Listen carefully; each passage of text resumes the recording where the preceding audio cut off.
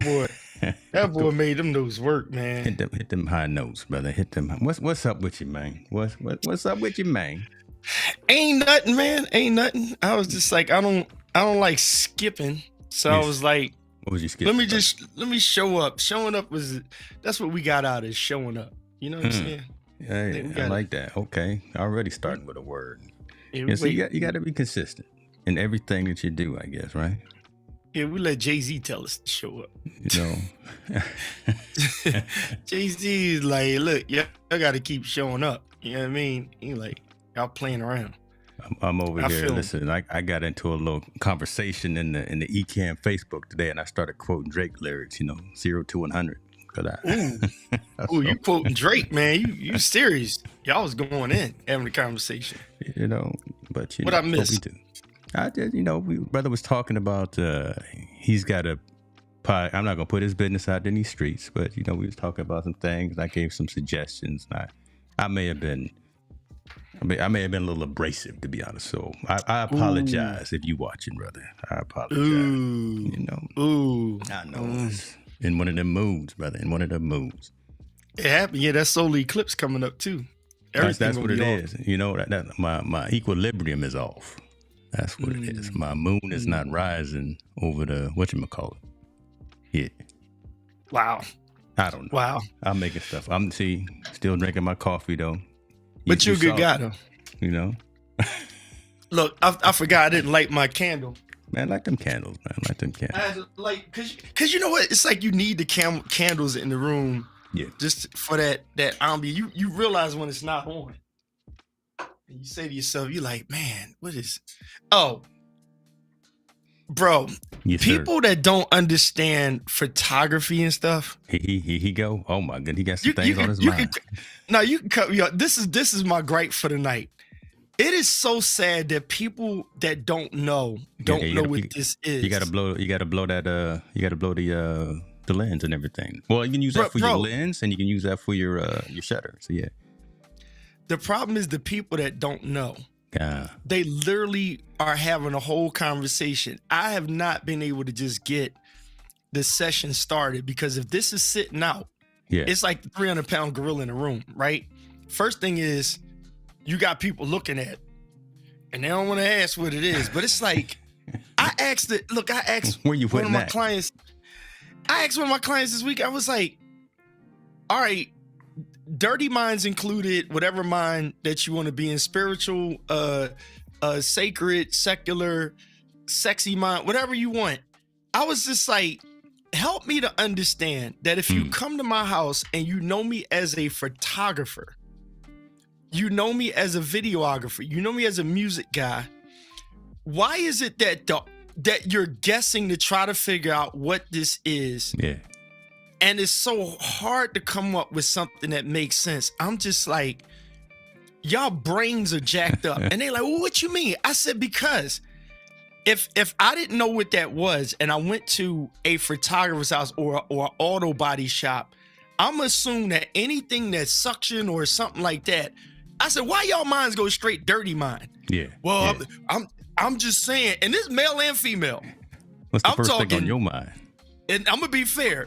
Straight and not straight, right? Wow. So all respect to any you covering all the bases, identity. I'm coming all the way. Listen, I respect them all. We not, because I'm cool with everybody. But I'm like, I asked the straight ones and the ones not straight. Like, what is y'all? And you know what's crazy? At least if 10 people had this conversation with me, I promise you that it's even. It's even on whatever the sexual orientation is even on. You got regular people that's just like, well, it seemed like it would be some kind of photography gear. But for the rest of the people, I'm like, yo, and the whole fast gear wall over there with the straps, oh, that's a whole nother conversation. They're like, what you doing with all them whips and chains over there? Oh, we're gonna stay right with the comments early. Gretchen says, my little dog is obsessed with my lens blower. And if I leave my camera bag open, he tries to sneak in and take. But Gretchen, sister, I 100%, the dog gets a pass because my dog, late Gracie, I miss my Gracie, Gracie would have found this to be a toy because a dog is thinking it's a. Yeah, but it's a squeeze again, toy, so it's a squeeze, something that blows air, not a tool of whatever these minds are going into. I had 4 women in this room, and 2 of them was sitting there. Ooh, where can I get one of them at? And then later on, they was like, I got a question. We offline. I said, yeah, what's that? I'm like, you take a wild guess what you think it is. Just try. I'm like, why would I have, even if this was for me and my wife, why would I have it in the studio sitting around? Yeah, you keep that locked up. What part of camera strap made you think that the camera straps are some kind of adult store product? It's like, it's a camera strap. Have you ever seen a photographer? Have you ever seen them clean their gear out? Like, hopefully ma'am, so. sir. I'm sorry. A real photographer, you had something on your mind, right there. I quit. That's all I got, man. I quit because I was just like, I do not understand why. So between the camera cleaning equipment and the strap gear that I wear, shout out to Hold Fast because it looks so dope. Yeah. And I was like, so y'all really think that I just got color straps for adult activities? It's for photography in the studio. Thank you, James. It ain't like it was sitting on the coffee table in the kitchen somewhere, or it was in my car and it dropped out the camera bag. It's in a room full of cameras with camera. Dude, I got Whoosh sitting right here. That's the stuff right there. That's the real stuff right there. See, they're not ready for it. That's what your work is not done, Pastor. Your work is not done out here in these streets. We still got some things I didn't mean to start it off like that, but I was like, my goodness, like, you can't, this thing right here is, you literally have to show people. And when I took the camera apart and showed them, I was like, yeah, you take the body off and you for your lenses, so they go, oh, and they still maintain, because it looked like, I'm like, never mind. Y'all gotta check y'all relationship. Jeez. There you go. We still got work to do out here in these streets. We need some more. We need some more prayer out here. Lord have mercy. That's all. Right, yeah, that's all. I mean, it don't look much different than this. The candle lighter, right? They look almost the same, don't it? I mean, use them interchangeably if you want to. Well, I don't know what kind of nights y'all. Listen. Use them interchangeably up in there. I'm gonna have to rebrand that or something. Keep the buns warm, as you said. I'm gonna leave that right there too. Keep the buns bonfire. Keep the bonfire going. What's up, Watkins? Oh my gosh. We got people. Listen, we got Senior in the building. Appreciate you, sir. We got Mr. Watkins here. We got Gretchen and the gang of folks watching over. Doing something different, brother. We multinational. I think, is that the right word? I don't know. Oh, I'm about to say you doing something different. Yeah, because you didn't take the link and share it out to your sites. You didn't take the. I only shared it to YouTube, didn't I? Oh, you did? I think it's just YouTube. I didn't see it come through. I don't know. Yeah, I think I only threw it on YouTube. I'll be lunching, man. I really need Ecamm to come up. What you need them to do? I don't think it's Ecamm to do it, but I want them to come up with something that we can leave it on our Ecamm and see one another, but it would be a delay of some sort. I know it's not something, but Ken and Glenn, they be thinking about it. They be like, oh, they be thinking about it. We can call them right now. You could, but I don't have a direct question for them. Okay, good. Listen, we mess around. We call the developers right now. Right. Well, you got them on speed dial a little quicker than me. I got to make some noise, and then one of them will show up. Who's the one to drink the brown liquor all the time? That's the one that'll show up. That's Glenn. Glenn, Glenn will come through. He liking some scotch and some bourbon. So yeah, that was my way to his heart. You have some act right going on. Glenn will show up. That's what I like about Glenn. You have some act right. He gonna show up. You know what I'm saying? Do it. Well, but see, but you can go hang out with Ken because he's a big coffee dude. Right. Really? He's the one with the coffee, and you can tell him about your siphon action and all that. I'm still trying to get up to that level. Right. Oh, okay. I got the nice machine, but I haven't gotten to the siphon coffee level. That's my next venture. I ain't gonna front, man. That siphon coffee is so major. It's so major, like you will not go back. Honest accomplice. I love it. Yeah, that's What's going on? That's our man Dan right there. That's a good dude right there too. Yeah, man. But that's me. Siphon coffee all day. It's a world of difference. It makes you appreciate your French press after you drink the siphon coffee. You can go back to French press and appreciate it. You got the Hario. I'm dropping names like I know what I'm talking about. Next, Hario Next. Hario Next is the one. That's the kit. Oh, yeah, Hario Next. I'm not gonna pull that price up. No, they cheap, man. They only like $70. Is that right? I want the burners that they have at Starbucks Reserve.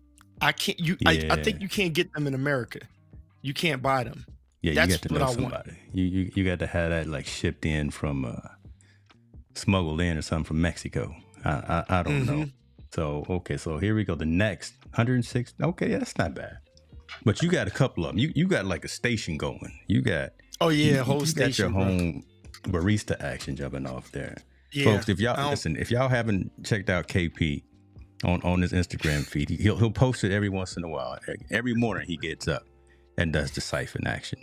And I tell you, it's more involved in surgery because the man is grinding, mixing, weighing. It's almost like he's selling. Well, okay, I'm gonna leave that alone. Yeah, look, everybody calls it a meth lab. As soon as they show up, man, they like, this look like a meth lab.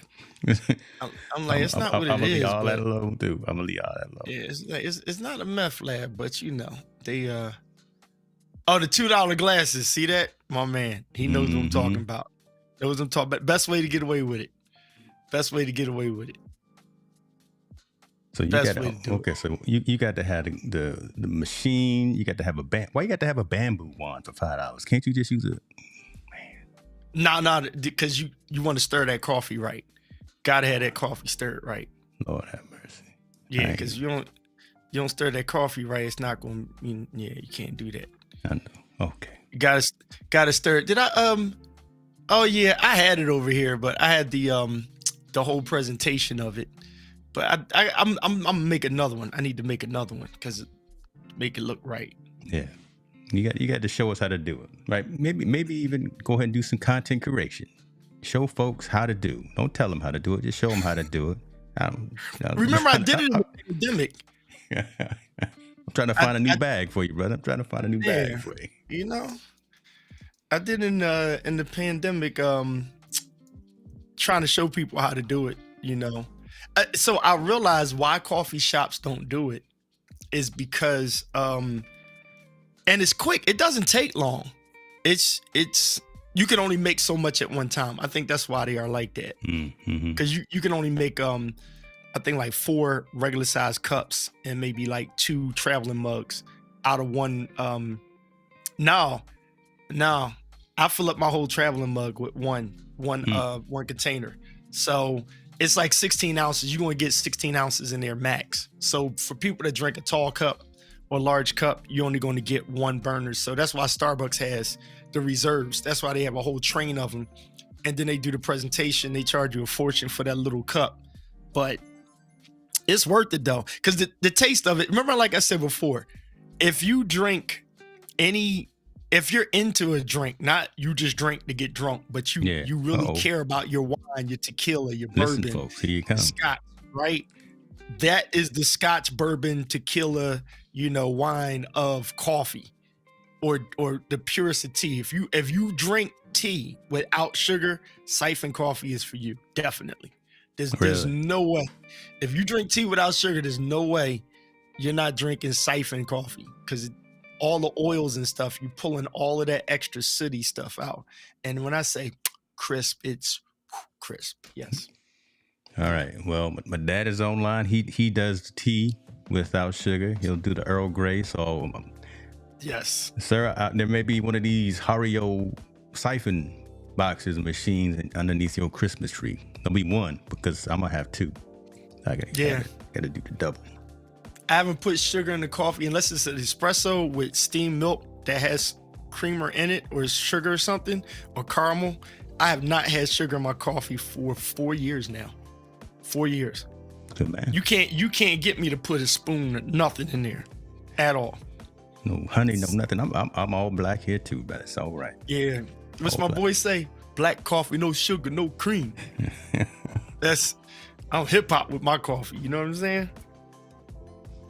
Man, what let's talk about this. What's going on tonight? Hold on, I can't get on with this. What can you get on? This man, I had this brother right here. Good Lord. Go for it. Go for it. What is Set me up. I'm ready. I'm trying, but there's a guy knocking on the door here, and I'm trying to let him in. I'm being selective about folks that come in the door now. You know, could at least come in through the front. All right, we'll get the segment going. So, go ahead. What's your gripe? Because I had mine with the camera cleaners. So I'm griping about, and I probably shouldn't be griping, but I had the conversation already before about 3 categories of relationships.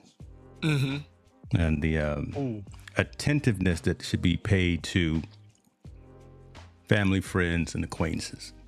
And are we spending enough time in the right category? Right. Those are the only 3 categories that I have in my book right now. And that is, again, family, friends, and what? Family, friends, and acquaintances. Okay. Family, friends, acquaintances. Okay. I like that. You know, so the acquaintances is a long list. A whole lot of folks in there. And you know, you see them in passing, you see it's more of a reactive instead of a proactive. And I may not be accurate in what I'm saying, but this is just how my mentality is. I'm wondering if I even need to switch it up. But being reactive versus proactive in terms of dealing and working and engaging with those folks. Then you got a much smaller group that you call your friends. Right. Those are the ones that I have an app on my phone called Streaks that I make sure that I reach. Have I reached out to someone different in this friends list just to tap in? How you doing? You doing all right? What's going on in your world? Just those kind of things, right? Mm-hmm. And then of course family. Regardless of how you feel about blood family, biological family, and all that, you still got to be. You only got one family. Mm-hmm. So you stuck with them, and that's a good thing, right? And that's a good thing. So you kind of got to maintain that relationship because you never know when, you know, something good, something bad, whatever the case may be, may happen. You just want to kind of maintain that relationship and try to continue to foster that, especially if you parents like us, right? You got kids, you want the youngsters to see a positive relationship with family. Mm-hmm. So I'm feeling you. So what do you have something like that in terms of who you pick the phone up for on the first ring versus let it go to voicemail every now and then? I'll be straightforward, man. It's funny you brought this up. You kind of in the spirit there, brother, because I'm in one today. I'm in one. It's crazy because I'm dealing with something like that now. Big bro Irv, what's going on? I seen you with that 350 bench standing squat. I saw him. No, it was more than 350. It was 6. I think it was 6, 3 aside or something. I got it. I got it on the screen too. Okay. Yeah, he's killing it. I seen him. Shout out to you, big bro. It's funny you asked that, right? Because something that I'm dealing with now, and I like to be transparent. I actually wrote this down where you have family, friends, acquaintances, right?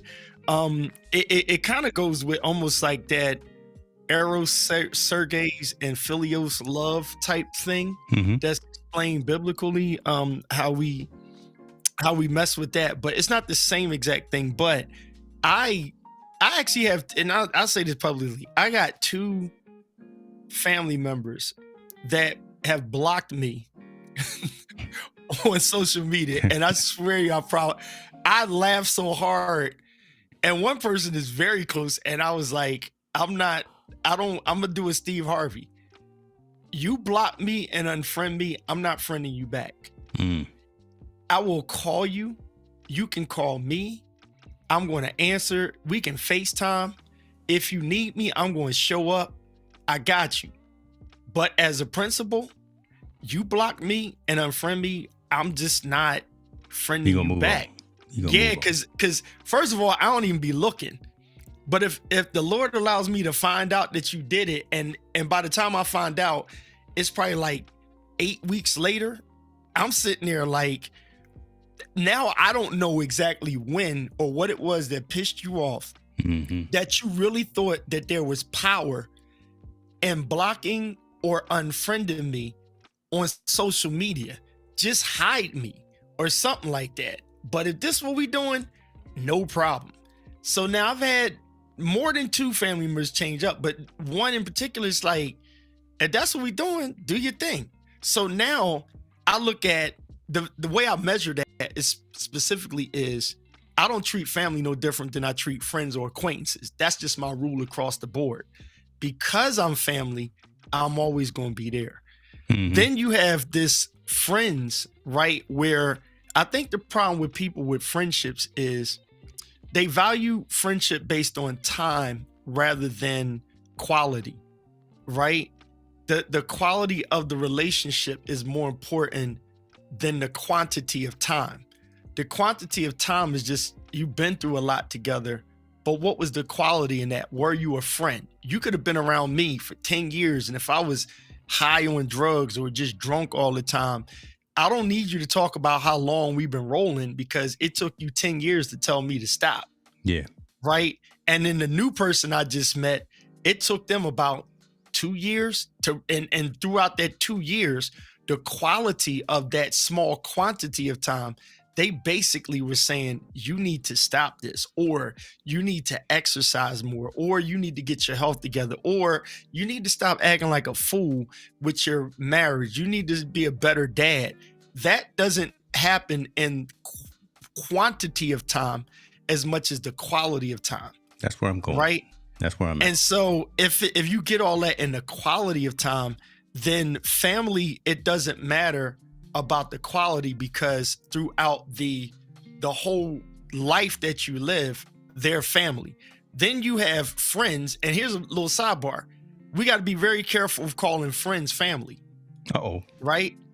Come now, on. I'm going to call you family. I'm going to call you and Jen family, right? But the context of how I say that is not going to make it. Or if somebody asks, so Keith, is it you and James brothers, or is it Jen and Tina? If you ask, then I'm gonna give you the clarity and say, we're not blood related. I consider them family. But you have to make a clarity, because then people will actually understand the quality in great relationships. My goodness. Where the quality in the relationship that me and my brother James and Irv and Reen and everybody have, the whole thing is that the quality in it is what you would expect from family that most times you don't get from family. So then acquaintances is somebody that never really falls in either of the two, but they kind of shift around the two, a family and friend-ish, right?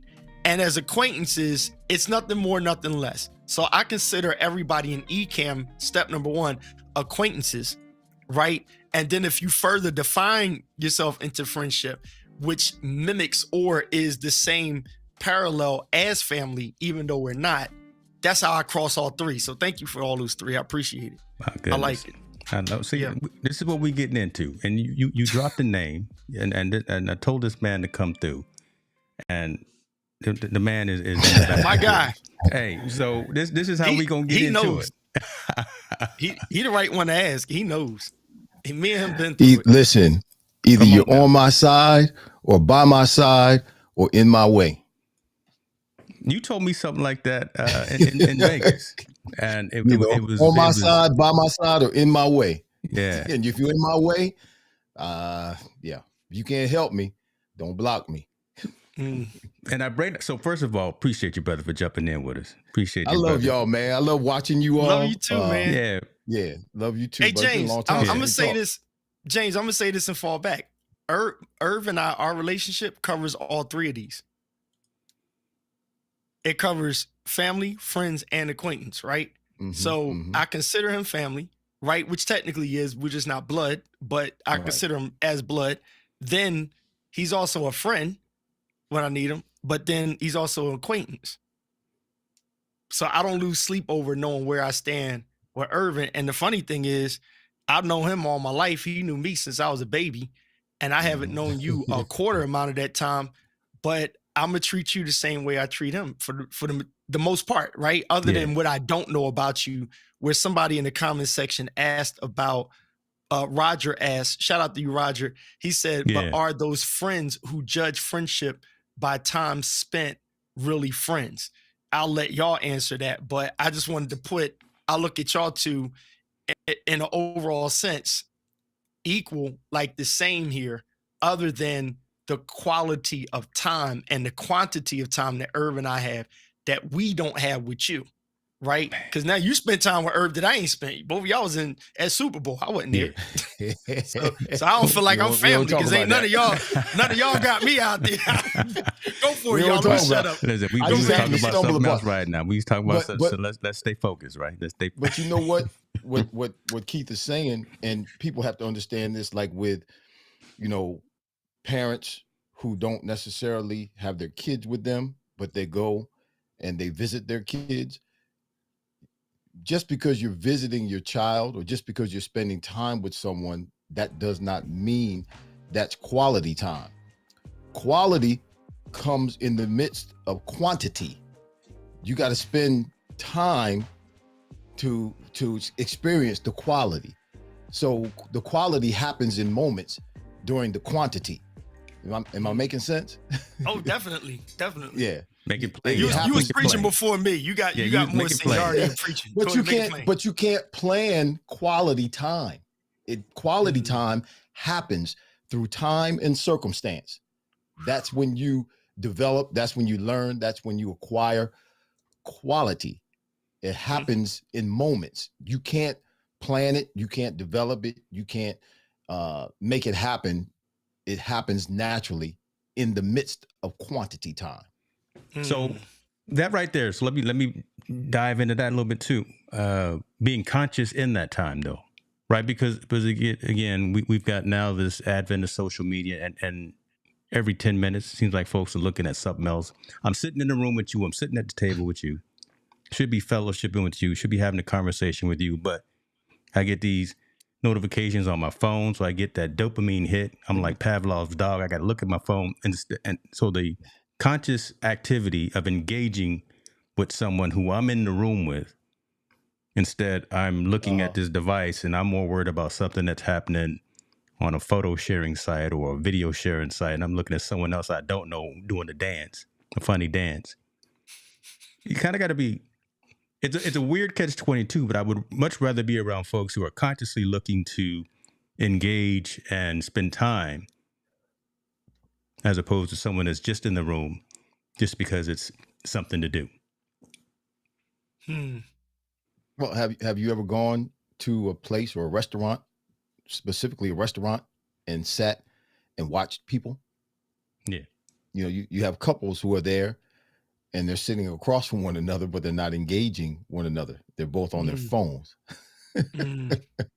Or a group of people who are sitting, who are supposed to be, interacting with one another, and they're not interacting with one another. They're all on their phones. So yeah, it's crazy. It's crazy to me. We live in a strange time. Yeah, I mean, me and Jen, when we go out, I don't have something to say all the time. I'm the most antisocial person out there, but at least I'm attentive. Right, we sit at the table. We sit down every night, break bread, and eat like as a family. But I just don't understand, and I don't know what really triggered this and got this on my mind. Shouts out to everybody watching. We got a gang of folks watching across multiple platforms, so I'm gonna watch what I say. Oh, my fault. My bad. Yeah, that's how you started. What is that, Keith? See, don't do it. Don't you do that, Irv. You should know what is this that, Keith? You should know what this is. You know what? He just proved I'm not my sure. point. Is that the thing what it is? Hanging on the back of the bathroom door? Wow. Good Lord. Are you kidding me? That's the first one I got of that. Hey.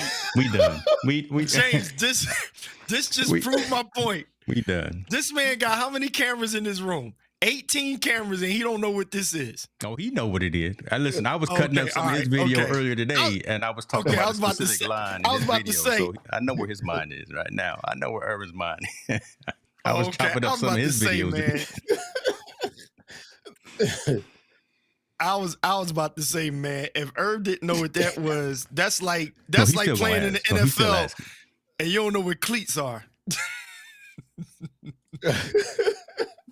Gretchen, come help me. I'm just saying what it looks like. Gretchen.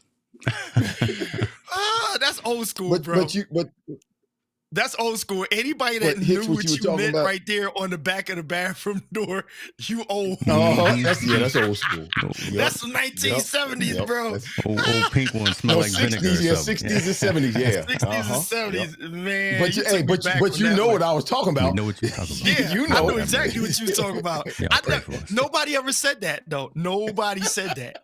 That's good. What it that's looked like, first. just sitting in your hand right there. I'm like, what? Got on the show. Oh my gosh. I ain't seen one of them since I was a kid. No brand endorsements tonight. Lord have mercy. We ain't Gretchen, what'd you say? Gretchen said James is like I'm over here biting the tongue, but it's all good. This is family right here. This is family time. Oh my goodness. But James, where did that come from? What Hicks was what? Well, go ahead, Irv. I'll let you go first. No, I was just another comment on what Hicks was saying earlier. You know, you say you sit and you eat and you're not always talkative, but that's another value that you have when you're connected to someone, is that you're able to have moments of silence like that and it's not uncomfortable. Yeah. You're able to sit there and be with another person, whether driving, and there's moments when each one of you doesn't have anything to say, but those moments don't press you to try to make up something to say. You're still comfortable because that person is a person that's with you or by you and not blocking you. Wow. I like that. To answer where it came from. So it came from a solace place. So I've lost 3 people in my circle in the last 2 months. Right. And just was been thinking about that, right? And they're at different stages. They were within those 3 categories, and just really thinking about being more conscious in the efforts and the time spent with family, friends, and acquaintances. So that's where that came from. So yeah, James, because you got Irving on here too. I love this because I like talking to him because the way you think too, James. And y'all chime in the comment section if you got a perspective on this. I'll try to understand the comment. So after preaching for so many years, I learned how much people would shout on talking about when a preacher would say, you can't let everybody in your circle, right? Now here's something that you want to mess with. If biblically you kind of look at it, and this is not religiously siding, it's just coming from the biblical perspective in the Gospels. You have Jesus and his disciples, right? So when you have the disciples in John 6:66, right, it's a spot where it says, and those that were with him, they turned and walked with him no more. Many of the disciples, it says many of the disciples, but you know him for 12. And then Judas was that one that basically threw him under the bus. When he went to an intricate space, a real close space, he went up on a mountain, and it says he took the sons of thunder, right? You got Peter, James, and John. So the question is that a circle within a circle, or do we kind of like overly define circles rather than just being who we are and attract a circle that we don't have to control, right? Because when you get married, right, the marriage says, do you take this woman? Do you take this man? Boom. Forsaking all others. That is your circle. That is the circle that you can't break. When we do the whole thing with the rings and depending on how the wedding goes and, it's a never ending circle, it's just this, that whole display is about the ring you put on your finger and the ring your spouse puts on their finger. Everybody else ain't actually in that circle. So if you really concentrate on that's the only circle that matters to me and my offspring, So our Isaiahs, our other children, that's our circle. Everybody else, they're people that fit into what you said, family, friends, and acquaintances. Yeah. And all of those three are some sort of circle. That's kind of like the Olympic ring. They intertwine maybe, but it doesn't define. Notice each ring is a different color with the Olympics, which means that your ring is the golden ring. And that is you and your spouse. Everybody else is some kind of like overlapping something that you don't have to really say they're in my circle as a keep rolling in the same galaxy as me. It's just a passing intertwining type thing that never gets infused in, because people can always change. And that's why people are always talking about redefining their circles. You got to watch who's in your circle. And I get tired of people telling people you got to watch who in your circle. Like, no, you got to watch who in your circle, because you have an opening that allows negative people to infiltrate, mess up, and destroy your circle. And so if the mentality, and when I say things, I don't say you can't say it. I'm just saying, get the mind, let this mind be in you, more so, because you can't be him, but let this mind be in you, and your belief is going to control your behavior. So my belief is I got out of concerning myself with circles, because they literally incarcerate your mind. And when somebody shifts, now you got a wobble and wheel because it got deflated. Who owns that responsibility? Irv, I'm gonna let you chime in. No, hold on. Before I even go into that, because the question I was going to ask: who owns the responsibility of maintaining those relationships? Is the onus only on me, you the individual, or how? And I may be even knowing the answer that I'm looking for. I'm just trying to have the conversation and have the dialogue. But Irv, let me let you chime in there, brother. You done muted yourself. Did you mute? No, he muted himself. Maybe not. No. You know how we do? Just log out, log right back on. Talk soon as you get it. When you get on, we can hear you. We'll cut. Yeah, no, I see. He says guest just muted himself. He must have had something going. Oh, Lord have mercy. Does it say on your screen that he's muted? Yeah, it says guest just muted himself. That happened on with somebody earlier I was on with. You may have to just like punch right back in, because that's something I think we need to tell Ecan. Just let them know, because that has happened to me multiple times. As a Ken and Glenn thing? Okay. Yeah, because it's like you don't even have to touch anything, and depending on what's going on, it'll just come up and say you muted yourself, and I'm like, I didn't touch a mute button. That's crazy. Especially if you're using a Rodecaster or Universal Audio. It's like you're not going to punch mute on yourself. So but I'll pitch it to you ahead, and then all the folks that are listening and watching as well. But until he comes back in, so is the onus on you to? Should I have to have that Streaks app on my phone reminding me every 2 weeks to reach out and holler and make sure you're good? You know what, James? I think you've talked to Irvin more than I've talked to Irvin in the past 3 months, right? Mm-hmm. And if you talk to him more than I talked to him in the past 3 months, I didn't set a reminder to say, hey, call Irvin so he knows that y'all still cool, or y'all still family, or y'all still acquaintances, or y'all still friends. I don't have to do that with people that I'm authentically tight with. So go ahead, he's back. No, because can you hear me now? Yeah, we can hear you. I said that for a specific purpose, because there's some cats that I got in my life that haven't seen in 10, 20 years, and again, we see each other after that amount of time, and it's like we never missed a beat. Right. So that's right. Okay. What's up with you, Irv? Come on now. Take it, Irv. I don't like, that's too much pressure when you haven't seen somebody, you haven't called somebody. First of all, the phone works both ways. Everybody got a phone. I hate when I see somebody, oh, you ain't called me. Why ain't you called me? Well, Negro, you ain't called me neither. The phone works both ways. Mm-hmm. So, and obviously I'm not that important to you, or you're not that important to me to where I need to stay in contact with you like that. Or the fact, like you said, Keith, when we meet, we embrace one another and we pick up right where we left off without all that pressure of having to, feel like I need to call you to maintain our friendship. But listen, as I get older, time and like I said earlier, time and circumstance defines, if you haven't defined them, time and circumstance will define who's with you by itself. You know, this whole experience I had 7 or 8 years ago, 9 years ago, I didn't have to get rid of any friends. They got rid of themselves. And I didn't have to find out who my friend is, because I discovered through time and circumstance, through the whole ordeal. Yep. I found out who was with me. And guess what? That's who. It don't get any more definitive than that. And that's what happens in relationships, in friendships, in acquaintances, in business relationships. When you go through something, one or the other, if the people who are standing with you, like I said at the induction, the people who are there with you when the smoke clears, that's your crew. That's your crew. Mm-hmm.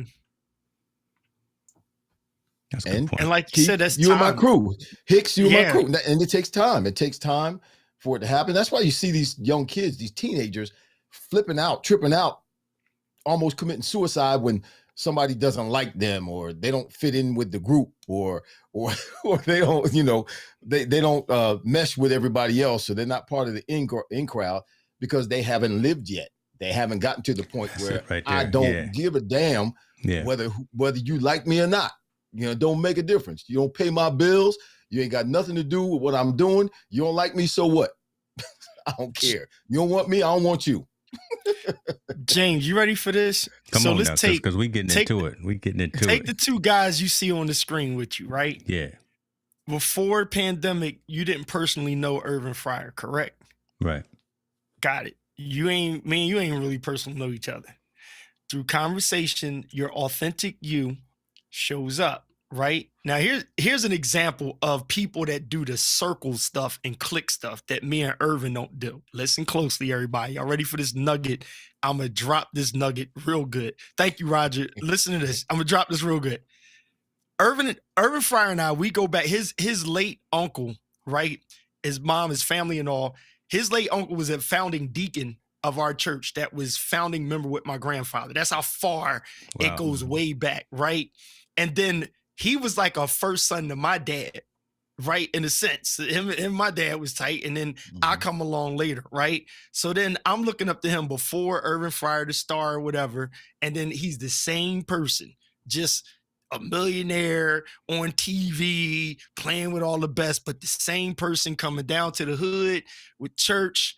This dude was up at New England Patriots, and I did a wedding for his sister's friend, and I slept in his bed at his house and at the big old mansion. I'll never forget that. You couldn't tell me nothing, right? I'm hanging out at the big crib. That's how tight we are, right? But here's the funny thing. I said all that to say this. Both of us being pastors, when the pandemic hit, I get online, and Irvin's a perfectionist as well, right? He's very solid. That's why he's a successful NFL star and other things, right? And he's like, look, bro, and he wasn't too proud to ask. He's like, yo, I need to look good like that. His church was looking fine. He didn't know how to look good at home. So he's like, yo, I ain't going on here looking whack. So hook me up too. What I need to do. We set up. Then we both started. I showed him. And next thing you know, we learning this eCam stuff together, learning lives, X, Y, and Z. I go to his church and I'm like, yo, we need to look like that at home. He was like, talk to my guy. We get all this done. Now, when we meet you and all the other people, here's the funny thing. Did we vet you? Kinda, sorta. But we didn't vet you to come in our circle. We just ran off each other. Is James a good dude from your opinion? Because he seemed good to me. And I'm like, yup, I rock with him. And then I asked Irv about different people, and it's a yay or nay, India included. We just, are they good people? But this is something I want to say to everybody. You got to watch them circles, because if me and Irvin was like a circle and a clique, we'd be like, yeah, so what you think? Should we let James in our circle? Like you ain't nobody. Like, you hear where I'm going with this? James, I tell him no, don't let him in. You know, and Irvin's don't let him in. Don't give him a secret handshake. Let's keep 100. If we have a feeling about somebody, like if I felt as though you were no good around Irv, I'll be like, yo, I wouldn't rock with him when I go out Vegas. Mm-hmm. Like, he's just not a good dude. But that's not because we got circle like we're some elite, crew of people, and we're going to see if we're going to let you in it. I don't like it when people do that. And when I feel like people are doing that, I don't want to be a part of it. If we got to do that, get to know me for you, for me. I get to know you for you. And if we got something in common, we have something in common. You and your wife, my wife, And if the four of us, if we like to drink wine, right? But then you and We finna Ern's drink wife, wine. and your wife, if y'all golf, that's not leaving us out of the circle with something. That's what y'all have in common. The circle stuff is just like, it's either you good people or you not. Right. That's where really it needs to be at now. I get the circles, like, you know, thank you, Roger. I get the why people say, oh, I don't just let anybody in my circle. But sometimes I'm like, cool, keep that door shut and y'all stay in there. Because I don't need that drama over here. And I got some family members like that. My goodness. Listen, y'all, that right there. I wrote earlier, why does family treat family like family as enemies? It's crazy. Family, here's the thing about it. You know, when you talked about the disciples too, that were supposed to pray or wait and pray while Jesus went into the Garden of Gethsemane, I got a whole nother spin on that. But remember, the enemy comes at us, believers, comes at us in a familiar way. Yeah. He doesn't come looking like the enemy. He'll come looking familiar, meaning he can come at you in a family member. He can come at you in your significant other. He can come at you as a friend. When Satan showed up in the Garden of Eden, he showed up as a serpent in the garden. That was not unfamiliar. That was normal. It was normal for a serpent, a snake, to be in the garden. So he always comes in a familiar way. And so, yeah, you do have to be careful. You do have to watch. My spin on the disciples, I thought about this the other day. So it's amazing that you said that, brought that up. It's almost like the pastor and the people, where Jesus goes into the garden. He tells the disciples, listen, you wait here and pray. You know, they fell asleep. Right. That's because the pressure wasn't on them. That's because the concern wasn't on them. The heat was on him. He knew what was getting ready to happen, and the pressure was on Jesus to perform, to finish, to do what he was called to do, put on this earth to do. And we as pastors, we as preachers, there's pressure on us to not perform, but to fulfill our calling, to preach the gospel, to shepherd the people. And they quickly will fall asleep and not be concerned about us at all. Why? Because the pressure is not on them. It doesn't fall on them. The lot doesn't fall on them. It falls on us. So the concern and the sense of urgency falls on us, but they'll fall asleep in a minute. And that's selfish is what it is. Those disciples were selfish. They weren't thinking about Jesus at all. He had already told them, I'm going to die, and I'm going to 3 days later, I'm going to raise this thing up.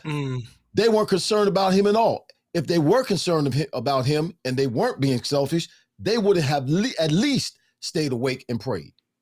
Wow. Those jokers went to sleep. Peace out, Roger. Appreciate you, Roger. Irvin, you know, it's crazy. You made me think. And this is what happens, James. So when you think about a circle, right? If you were to ask someone, if you showed them a circle on a flat piece of paper, right? If you have a flat piece of paper when you say, show me a circle, right? They'll either draw it or make a circle on a paper. If you look on a desk and say, show me a circle on the desk, sometimes people will point to a sphere if there's a ball on there, right? So a sphere is different from a circle, but a sphere on a one dimension is a circle, right? So when you think about the globe is like a circle. So when you think about that and what Irvin just said, when you come off of that mountain with the three you took up there, immediately when they got back down, there was corrective behavior on the rest of who would be in the circle that couldn't perform exorcist or whatever out of a kid with a demon, a serpent in him or something, right?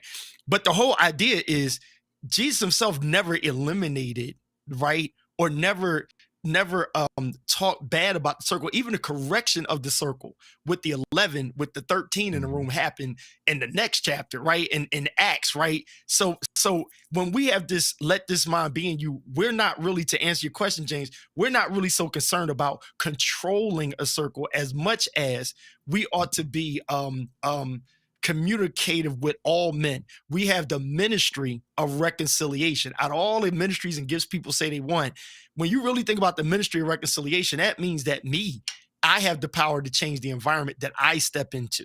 So in other words, where I walk, where I go, there's enough power in me to shift the space around me, right? To shift the people I communicate with. If I don't close myself off to people, they can close themselves off to me, but it never bothers me. And remember, I went back to that ring. So me and Tina, we cool. Like, that is my roadie. That is my homie. You know, we tight. I got in her, I got family, I got friend, and I got an acquaintance in my own wife right there. Boom. Right. Yeah. And so if that's my sphere, that's my globe, everybody else is a passer through. And if we intermingle in the same environment, I can't let you push me out of it or whatever. I have to look at, I'm going to create it where I go, how can we sing Living in a Strange Land? Start singing. Right? Start singing. And Paul and Silas locked in jail, they created within the circle that they already had. They affected the environment around them. And so that's the thought pattern for circles here. The thought pattern is to be powerful enough in the, if you're single, that's your circle, right? And you take that and now you affect what's around you. And while you're in that space, therein lies your circle. Your circle, think about this. People talk about their circles. If you out in California, you ain't got no homies around, what's your circle going to do for you? See that? The power is in the people that you met in the neighborhoods, at the hotel, at the event that you first met. You just now created a circle, whether it's temporary or whether that those people follow you or they connect with you. You have the power to create those circles. And so it pulls us away again from really trying to define, oh, this is my circle. Because I can't keep up with some people's circles. They like, oh, they ain't in my circle no more. It's like, oh, so you don't mess with so-and-so no more. Okay, all right. Yeah, I don't even mess with them. I'll cut that bull off, you know. And I'm like, I can't keep up with your circles. I'm scribbling all over the place. It's too much energy to try to keep up with all that. Now, okay, so let me bring this in because I want to get even more specific because we almost got 100 folks watching us right now. Shouts out to everybody on Twitter. That's where the folks are. Oh wow! Yeah, so keep it right now. Keep it right. Yeah, you on Twitter, man? I'm out there. You on Twitter, Doc? This is we on Twitter right now. I told you I'm trying to get this brand money. We tweeting right now? Okay, we tweeting. I need to come on Hicks every what you do this every couple of weeks, bro? Yo, man, 82 people on Twitter right now watching this. That's why I'm in his circle. Yeah. I'm in the circle for selfish reasons. You in the circle too.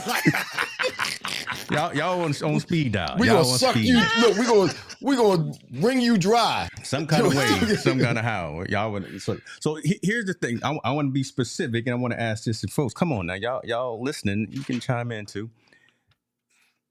I worry about men though.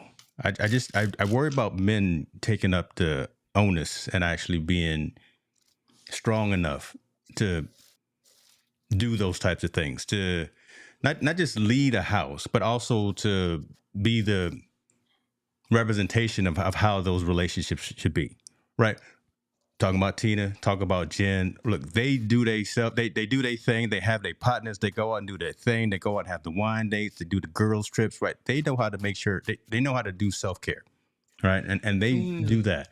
A lot of times I see guys who are holding things in, trying to be too proud, not really being vulnerable enough to have conversations like we have. See, so I'm not talking about us because you know this group right here, these folks on this screen right now, we have the conversations that are not just factual, logical, but we also get emotional and we get into the real nitty gritty of things. So we talk financial, we talk spiritual, we talk emotional, we talk all of those things. Why is it though I feel that the majority of men don't feel comfortable checking in on Irving to make sure that he's cool, checking in on KP, making sure? How come we don't feel like it's a manly enough thing to do to check in on our brother or our sister? To lead by example. We say we want to do it. We say we care about other folks, but I just worry that guys are too pretentious. Wait, are you saying I want to talk to men. Why don't we check in on other people, or are you saying why aren't we more open and honest about psychological, emotional, those areas in our lives?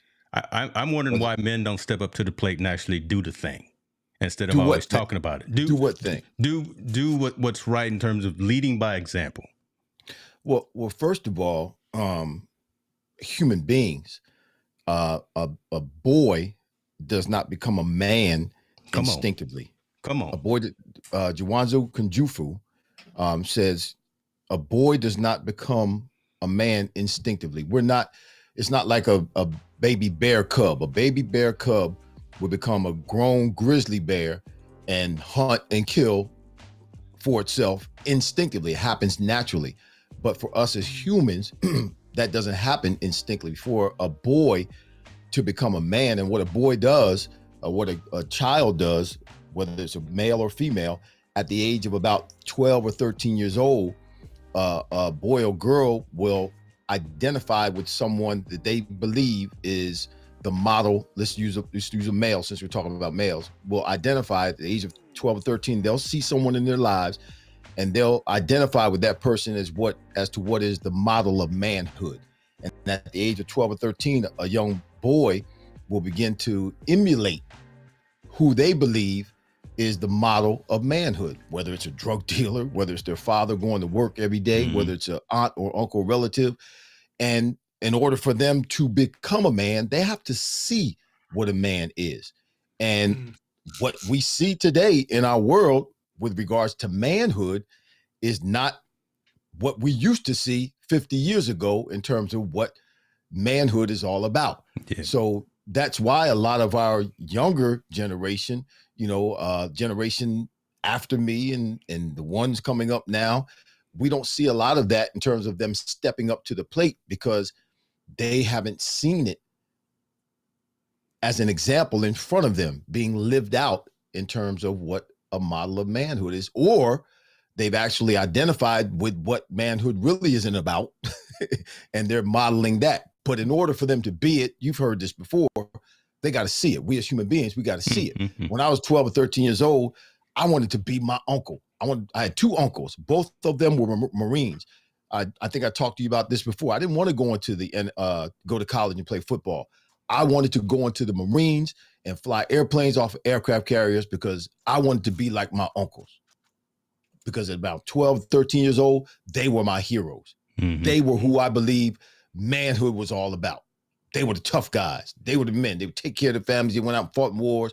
That's what I thought and believed manhood was all about.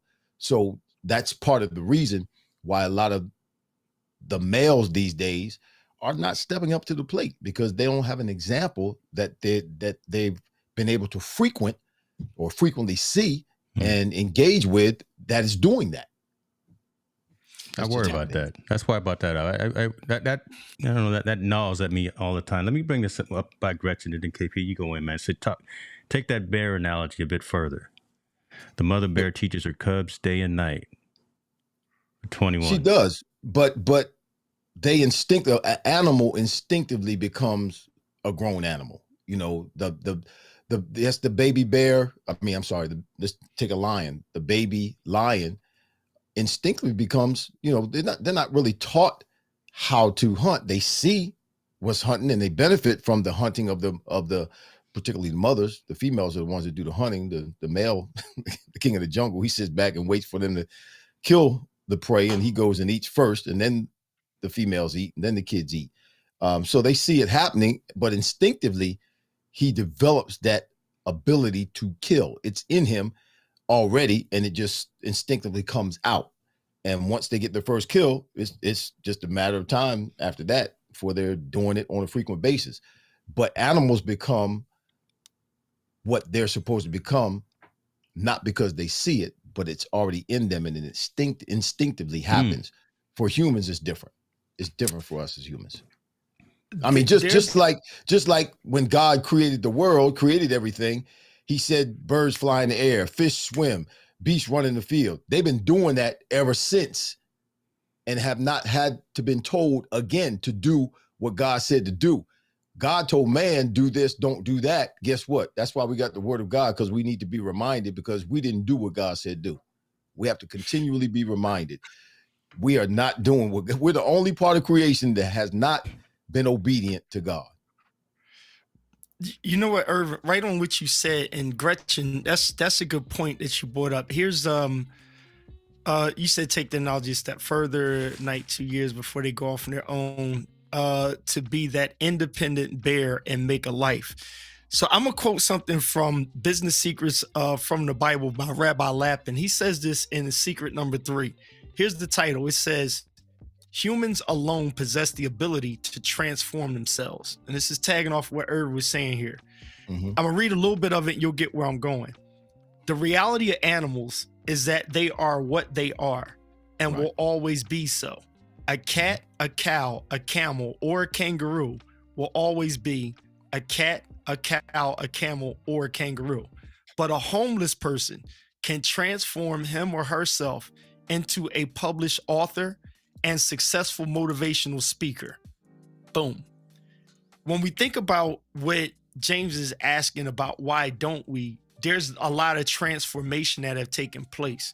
And the thing is, we have fathers that haven't transformed to be the fathers necessary for the day and age we're living in.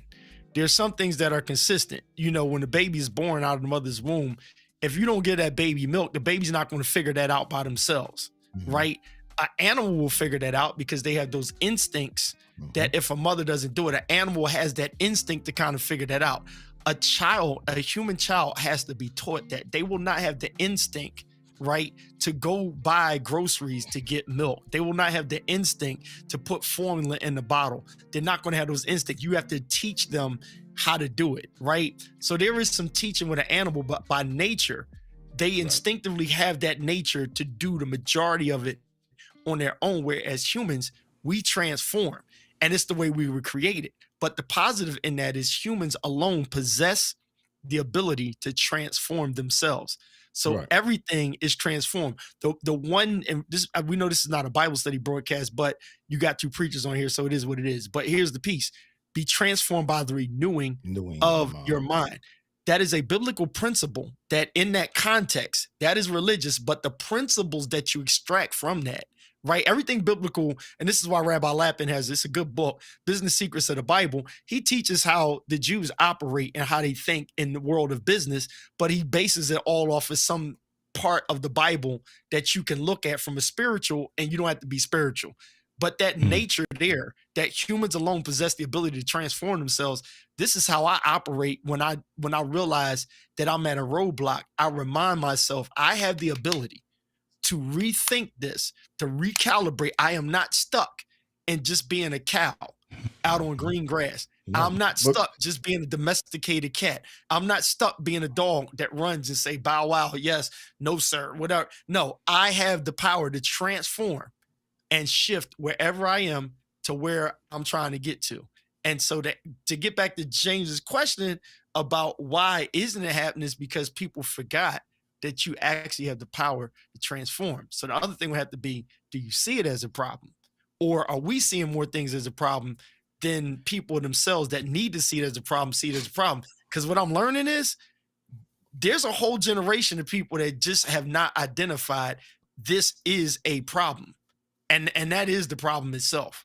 And so sometimes from the outside looking in, we take our lenses on how we embrace our boys. We take our lenses on how we love our children, and we kind of see the problem that other people are having as if it's some kind of deficiency, where to them, it's not. That's just the way they are. So the only thing we can do is show them or teach them the quality of it. And the hard lesson I learned from pastoring and stepping back is, my mama used to say this, and it got on my nerves. She said, people are going to do what people are going to do. People going to do. And I was just like, I'm like, That's but what no, Mom, the Holy Ghost is going. She like, I'm trying to told you. I'm trying to told you. People, that's why you hear sheep and goats, wheat tares, because it didn't say that all the tares going to become wheat. Nope. You have possibility, but there's no guarantee that goats going to become sheep.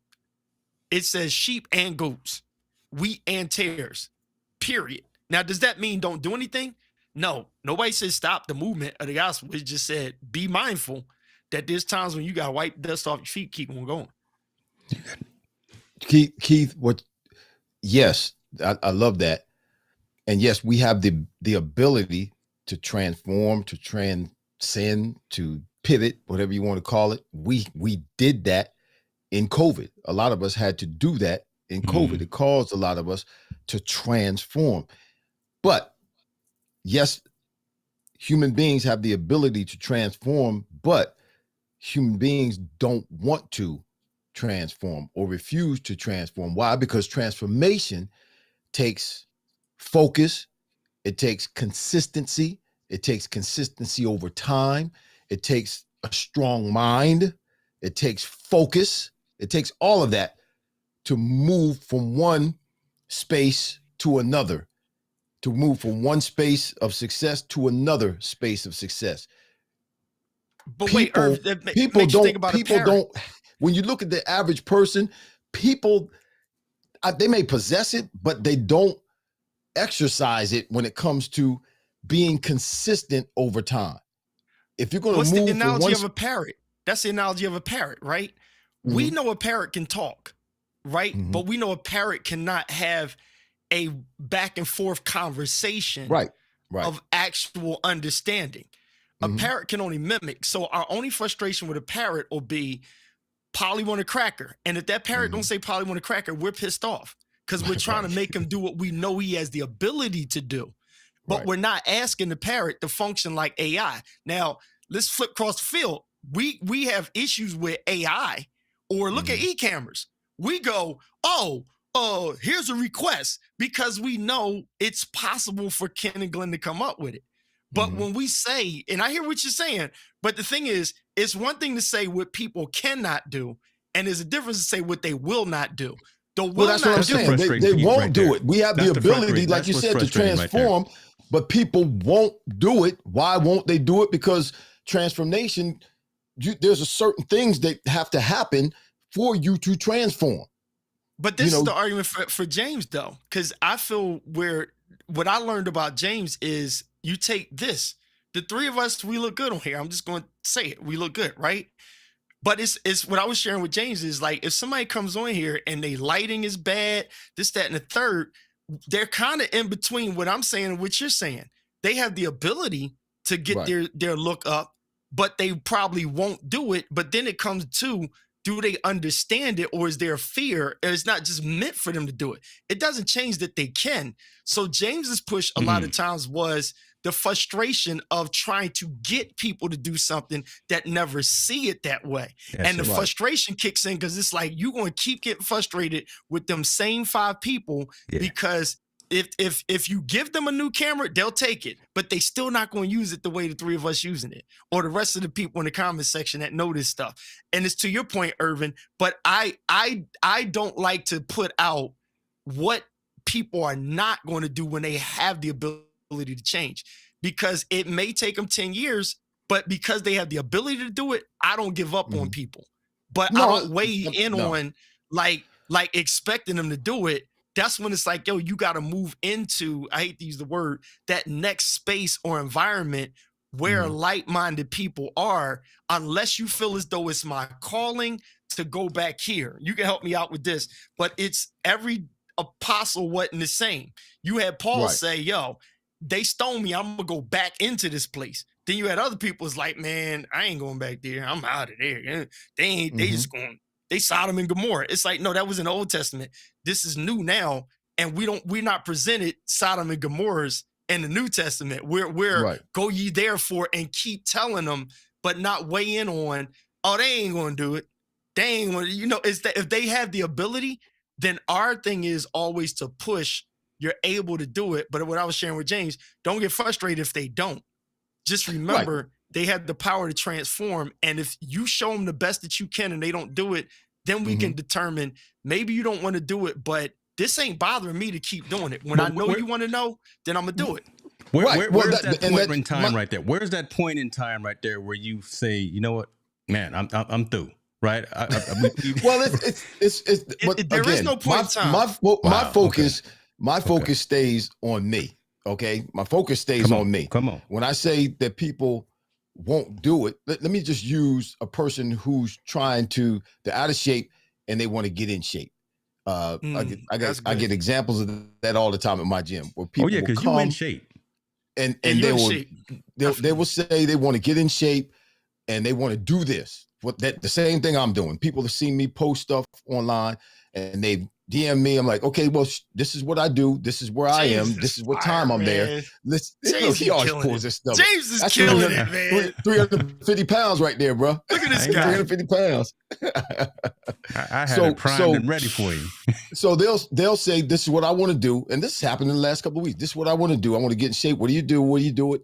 So I give them all the information. They show up and they come, some of them come one time and then they never come back. Some of them come 3 times and they never come back. They know what they have to do, but they don't want to do it. I don't give up on them. I keep looking for them every time I show up at the gym. I keep looking for them. But there's certain things you have to do in order, like I said, like you're saying, to transform, to shift, to pivot to another space, the space that you want to go, the space that you're envisioning, what you see happening in your future. There's certain things that are consistent in that, meaning you got to be consistent over time. You got to work hard. You got to be diligent. You got to be, focused. There are certain things that you got to do that are common denominators in making a shift or making a transformation. And people, for whatever reason, not that they can, but they won't do it. Why? Because for some people, it's harder than others. It's hard for people to get up at 5 o'clock in the morning and go to the gym. It's hard for some people. It's not hard for me. So I'm not condemning them, but when you look at society and where we're failing in terms of what Hicks was saying earlier, it's because people, they know what they have to do. They know that it's in them because they actually may start out doing it, but they stop doing it. They don't want to do it. Not that they can't, they just stop doing it. Like the person who's trying to get in shape. They start going to the gym and before you know it, they're not going anymore. It's not that they can't because they started it, but they don't finish. And the Bible says it's better to finish than it is to start. Oh my goodness. So look, the consistency and consistency James here over time. Point, right? So I'm in shape for 2 reasons. First, my dad, and then motivated by Irving Fryar is one of my main people. I'm not just saying this because he's on here, but he knows that I told him about it. Like I would always joke when he come to church. I'm like, hey, I love my brothers and all. I would hug this guy and be like, this dude's like an action figure, right? So we embrace, give a hug. And I'm like, I've always been in shape, but I'm like, he reminds me, like he made me look forward to losing my hair. And I was like, he gonna keep that look. He got that sexy look, man. And you know what I'm saying? I'm like, okay, so I wasn't scared to lose the dreadlocks and stuff. I was like, if Michael Jordan and Irving Fryar can look like they look, I know I'm gonna look good. So the next thing was, I was like, dude, I'm not turning 40, all out of shape. Then I was like, I ain't turning 50 out of shape. So Irving's what, you just about like 10 years older than me, right, Irv? Yeah, about 10 I'm 61. Years, right? I'm 61, right. Yeah. So he's like 10 years ahead of me. So I got a decade to look at him and say, okay, I'm gonna look that good at 60. Good, cool. I'm fine. You see what I'm saying? But Irv is not my trainer, but I'm motivated and influenced by him. And if I need to, I can go to him, right? I'm not gonna be in the gym like him, and he ain't gonna be out on that bike like me, period. But you know what? If I decide to go into the gym and if he decide to start riding a bike, we're there for each other because we're consistent. So James, here we go. You just pulled that off. You see how you just pushed the button to Irv? This dude he know what he's doing with this stuff, with these buttons. I don't know what. Yeah, but still, I gotta learn from because of your this, consistency, it's your consistency. Yeah. So anybody that really wants to step up, like me, case I'm gonna bring this home. Irvin's right. I want to get my stream better. Right, I have the ability to do a dope stream. I'm competitive. Irv's competitive. You're competitive, James. I could sit here and create stuff and be like, "Oh, I'm gonna try to do it better than James." I have that in me to do it, but because I got a relationship with you, I just feed off of your influence, right? I admire your influence, and it's like iron sharpens iron in this space. You got what I'm saying? So I can do it, but I'm like, I'm not motivated to do all the button stuff that you're doing because my thing, I don't do all of that you do, but you're great at it. And when I want to step up, I have somebody I'm connected to that I can learn from because I want to. And back to Kevin's point, like he said, if I don't see where I have the lack, Irvin looked up and said, hey, my church looks flawless. He had one of the best church streams in the whole entire area. Sound, mics, everything. But he like, yo, at home, I suck. And he was like, Keith, bro, he called me straight up like, yo, get over here. And that's how it goes, because like Kevin said, he saw he needed something fixed. When I saw that I was 230 pounds, I was like, this ain't happening. When that lady told me, this is your monthly insurance thing, and I was like, why is it so high? She was like, well, if you weighed this, then it would be this much cheaper. I was like, oh. I said, when you coming back? She came back 3 months. That joint said 200 pounds. I was like, yo, drop my rates, okay? Let me go get that. Yeah, bike. but Keith, you knew that you had the ability to make that happen. You knew you had the ability to lose that weight. But where you going? Go ahead. You had to be consistent. You had to work out. You had to start eating right. You had to do that consistently, dedicated with focus over time. You had to do that over time in order to make that. If you just did it for 2 or 3 weeks, even if you did it for 2 or 3 months, it wouldn't have happened, bro. It wouldn't have happened. And people don't have that mindset. I'm seeing this today, particularly in some of the younger generations, to for that grit, that grind that it takes to move from one space. Man, I'm in this. I got a guy, and I told Hicks about this. I didn't tell you, Keith. I meant to call you and tell you. I got a guy because, and this is all your fault, Keith. Thank you. God bless you. I love you. I'm a partner. I own a third of RVN TV station. Nice. RVN television. I own a third of that. Why? Because a guy was coming to my podcast that I was doing live at the Cigar Code. You know, India's with me over there. And actually, India's our head engineer at RVN television right now. We hired her as our head engineer. He's coming over and checking out my podcast.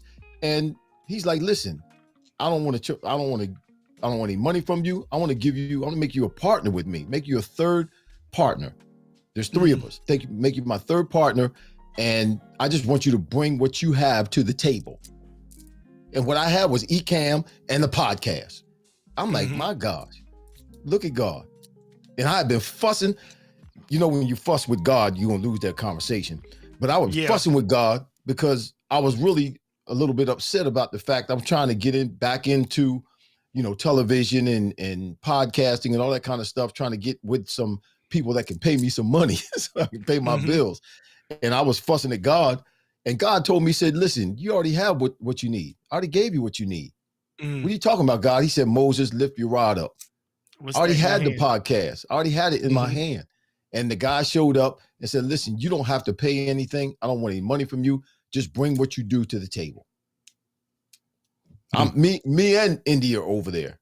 I brought India with me. She's the head engineer. So, but it's because, listen, I've been doing the Fryar Place for almost 2.5 years now for nothing. Not getting paid, just being consistent, doing it over time, 2.5 years. And look at what happened. Well, it was for something, right? Yeah. You know that it was for something. And this goes to it wasn't for money. It wasn't for money. Right. It goes to a point. I didn't agree with the phrase wholeheartedly, but I get what they meant by it, and it worked for a time. Do what you love and the money will follow. Yeah. That is not an excellent rule, but it's something that if you can compartmentalize it enough in your own doing. I'm working on some video projects right now, and I said to myself, I had to stop manifesting, yo, I don't do video, right? I just did. Okay, here's the Keith nugget again. Be careful of knowing what you don't want to do, but don't say you won't do what you don't want to do all the time, because you can close yourself off. I ended up, and it was a video project. Plus the devil hears you say it too. Oh yeah. It dropped in my lap, and I'm sitting there like there was no need for a photographer at this event. And it was a music recording, and they said, we got cameras in the building, but we need an extra like BTS shooter. So friend of mine, he just didn't know how to explain. He explained it wrong. But be ye also ready, as we used to say in the Black Baptist Church. James, I took 3 nano cases with me and my apertures, right? And I said, just in you had case, everything. He was going to work. just in case. I show up at the studio. It's like, you hit the 100. I look up and I'm like, okay, they got these daggone PTZ cameras in here. It looked like Monty Weaver was streaming in there. But nonetheless, they had these PTZs. I'm like, this is not good for a recording, right? That's good for a live church event, but not a recording. So I whipped the Cine rigs out, got the Ninjas out, and I had a 2-camera setup. And I got all this footage. The engineer gave me all the PTZs of the band, and I did the people with the better cameras. I get home and now I'm learning Final Cut Pro like I've never learned it before. I know it, but I was just like, no. But then when I started clocking down the time, they gave me some money and they said, let me know how many hours you're putting into this. I told them my rates. They said, we got you. Just let me know because we really want this. I showed them a demo of what I was working on. They said, this is fire. And my brain opened up and I'm like, okay, I'm going to be doing video too. Now, is that something I really want to do? No, but I'm going to do it to prove a point because I can get these different bags that I just don't feel like getting. But it's because I did it just for fun. I do it with me and Tina. The pictures and stuff that I do, the people that are hiring me for the proms and this, that, and the third, it's because I just got the camera and went out and was shooting.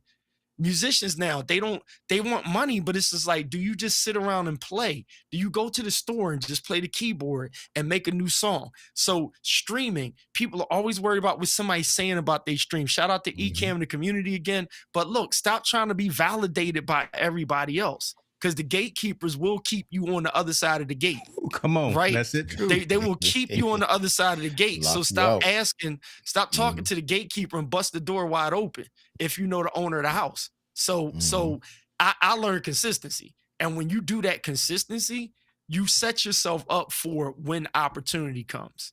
And so Irvin, and I wasn't teaching this to Irv, he already knows, because I reminded him, this is a good preaching point. I reminded him of who he's already been. So it's like, if anything, you went from Optimus Prime to the truck.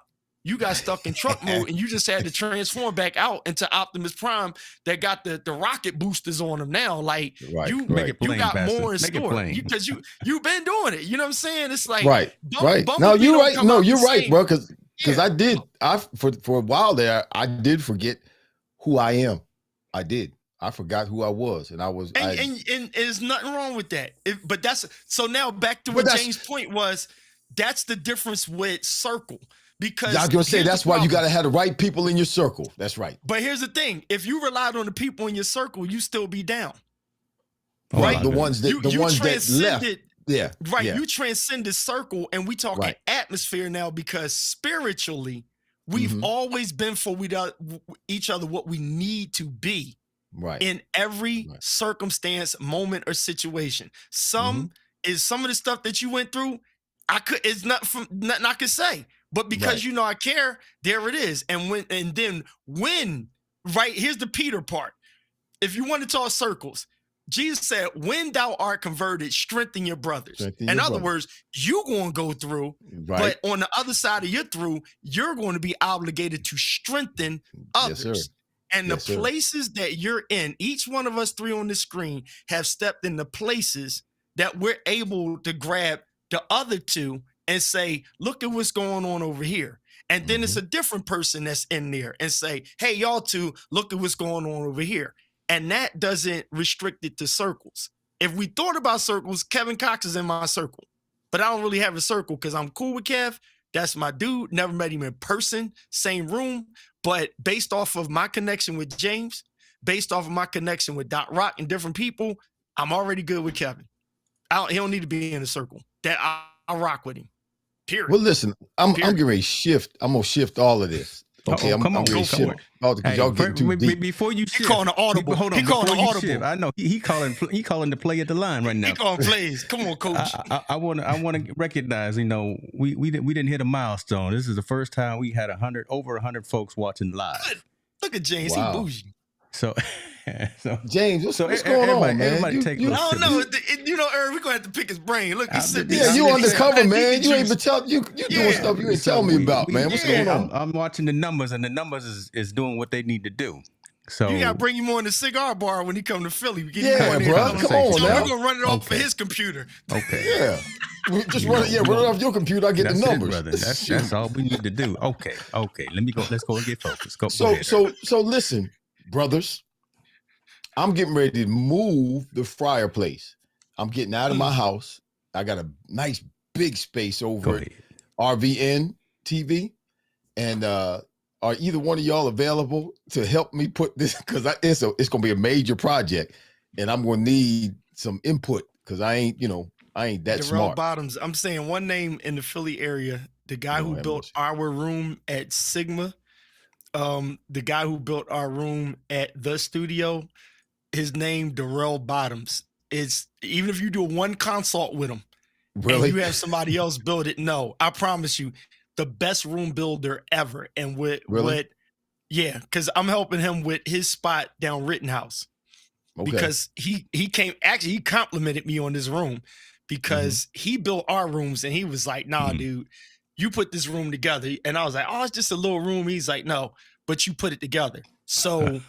Well, I know my room favors your room, Keith. My room is the way it is because your room is the way it is.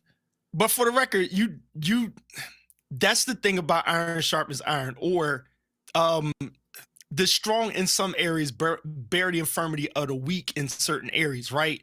But I was weak. The idea that right, but the idea that is you don't stay there, right?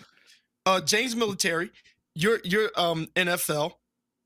And the thing is, Irv already. If I'm like, yo, I want to get my body together and start lifting, I'm weak in that area and you'll strengthen me. But then if I just keep on bulking and stuff, I don't have to give you all the credit, but at the same time, your credit is where it is. And you're like, no, Keith, I didn't shift you all the way to that. You just asked me how to squat and stuff. You just said, what's a good camera? What mic do I need? What is the essence of lighting? Let's clarify this so we clear for you. Lighting. You asked about the essence of lighting. You didn't say I'm going to light exactly like Keith because you know what you want to look like. Right. Think about it. You wanted a color mic. You didn't say, "Oh, Keith got a yellow mic. I want a yellow mic." You said my color is purple. Right. So again. We all do this. But Keith's fingerprints are all over this, just so y'all know that, right? And Keith's fingerprints, Keith's fingerprints are all over this one too. See this one right here? His fingerprints are all over that one too. And there's another one over there. His fingerprints are all over that one. James, I'm digging that matted look though. Hey, so I'm not gonna derail the conversation, but go ahead. Go. But I leveled us up just a little bit more as well. So maybe that's what's got folks jumping off. So we going at 60 frames per second tonight. So we definitely more cinematic, and I updated. Man, yeah. So we there's things behind the scene that making us look right. So talk to us. You know what I got, man? And I had to do this. This is not an unboxing. I just was so. I got the Rode X. Have y'all ever seen that before? Oh yeah. What you need, brother? Shirley. I mean, do you have one? Yeah, the X is. This is how big it is. It fits in here. Let me see here. What is it? It's that's the not the Rodecaster. The this is interface. what I use. Yeah. The interface. Yeah. For Look, it's very small. Yeah, I know what you're talking about. Okay. This thing is tiny. I just because I have to go on the road and do a couple of shows, and I wanted to do it right, so I got it.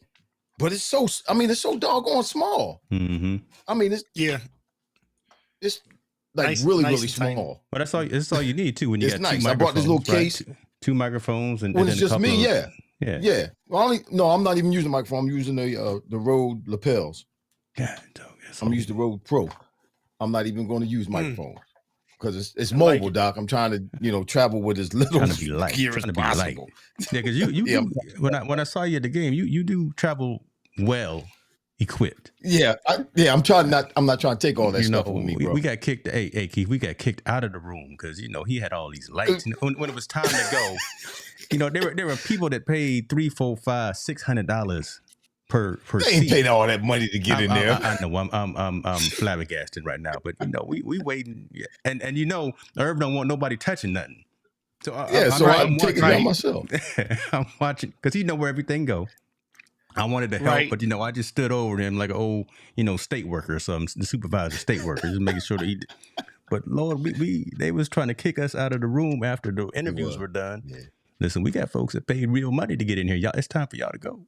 Yeah, I was taking a little bit too long, Keith, to get everything broken down and put away. But yeah, I'm trying not to take all that stuff with me when I go away. I got to go down. I'm going down to Georgia, taking my mom down with us to Georgia to my wife's mother and brother's house. And my mother's sister lives in Aiken, South Carolina, which is about an hour away from Augusta, which is the area that we'll be in Georgia. Take her to the steeplechase horse races this weekend. And I got to do my shows. I got to do a show Thursday. I got to do a show Friday from the house. So I heard that. I'm trying to travel. You got your outfit. You got your hat on and everything. Make sure you. I don't know what outfit. I don't know. You got to come. Man. Really? As clean as I've seen y'all. Shoes. As clean as I've seen y'all. When the fashion sense is on. What are you saying, yo? You talking about Keith and me? You mean Keith? You talking about you? You be dressing. You talking about you me? Doing dress. Hey, okay. So okay. Here's what I learned over all these years. I'm the crazy guy in the room. I realize I know how to. But I started to say to myself, okay, it's kind of rough. To me, I've grown up now and looked at wasted money on trying to maintain and make home away from home look like home. And I think it's unachievable, right? What I mean by that is, like, I heard people with the conferences, the different shows and stuff, and what kind of gear they taking, and the event's over, right? And there's people that took their phone out their back pocket and literally got exactly what we needed to see, and it satisfied all the viewers on Instagram just the same as their 4K camera, right? So it was one time I went somewhere and I pulled out all this stuff, and I was so tired after setting up the Rodecaster, running 4 mics. I'm like, man, I could have just went up there, everybody, and be like, I'm right here with so-and-so and blah, blah, blah, and just threw the daggone thing back in my back pocket and chill. I was like, look, and so I'm going to segue into this, though. The funny thing, Irv, you might want to do it because I'll be there with you with it. I just may be grabbing that Fuji. Right, I'm gonna tell you why. Me and James talked about it. Yes. That X the 6, right? The camera, I heard you guys talking about it. I text Doc Rock, and of course he wasn't no help. He's like, because he got it. He's like, you'll love it, KP, because he's got the one before it. He's been shooting Fuji. I think June's been shooting Fuji as well as Sony. But the reason I want to grab it is for when I'm all dressed up at events and stuff.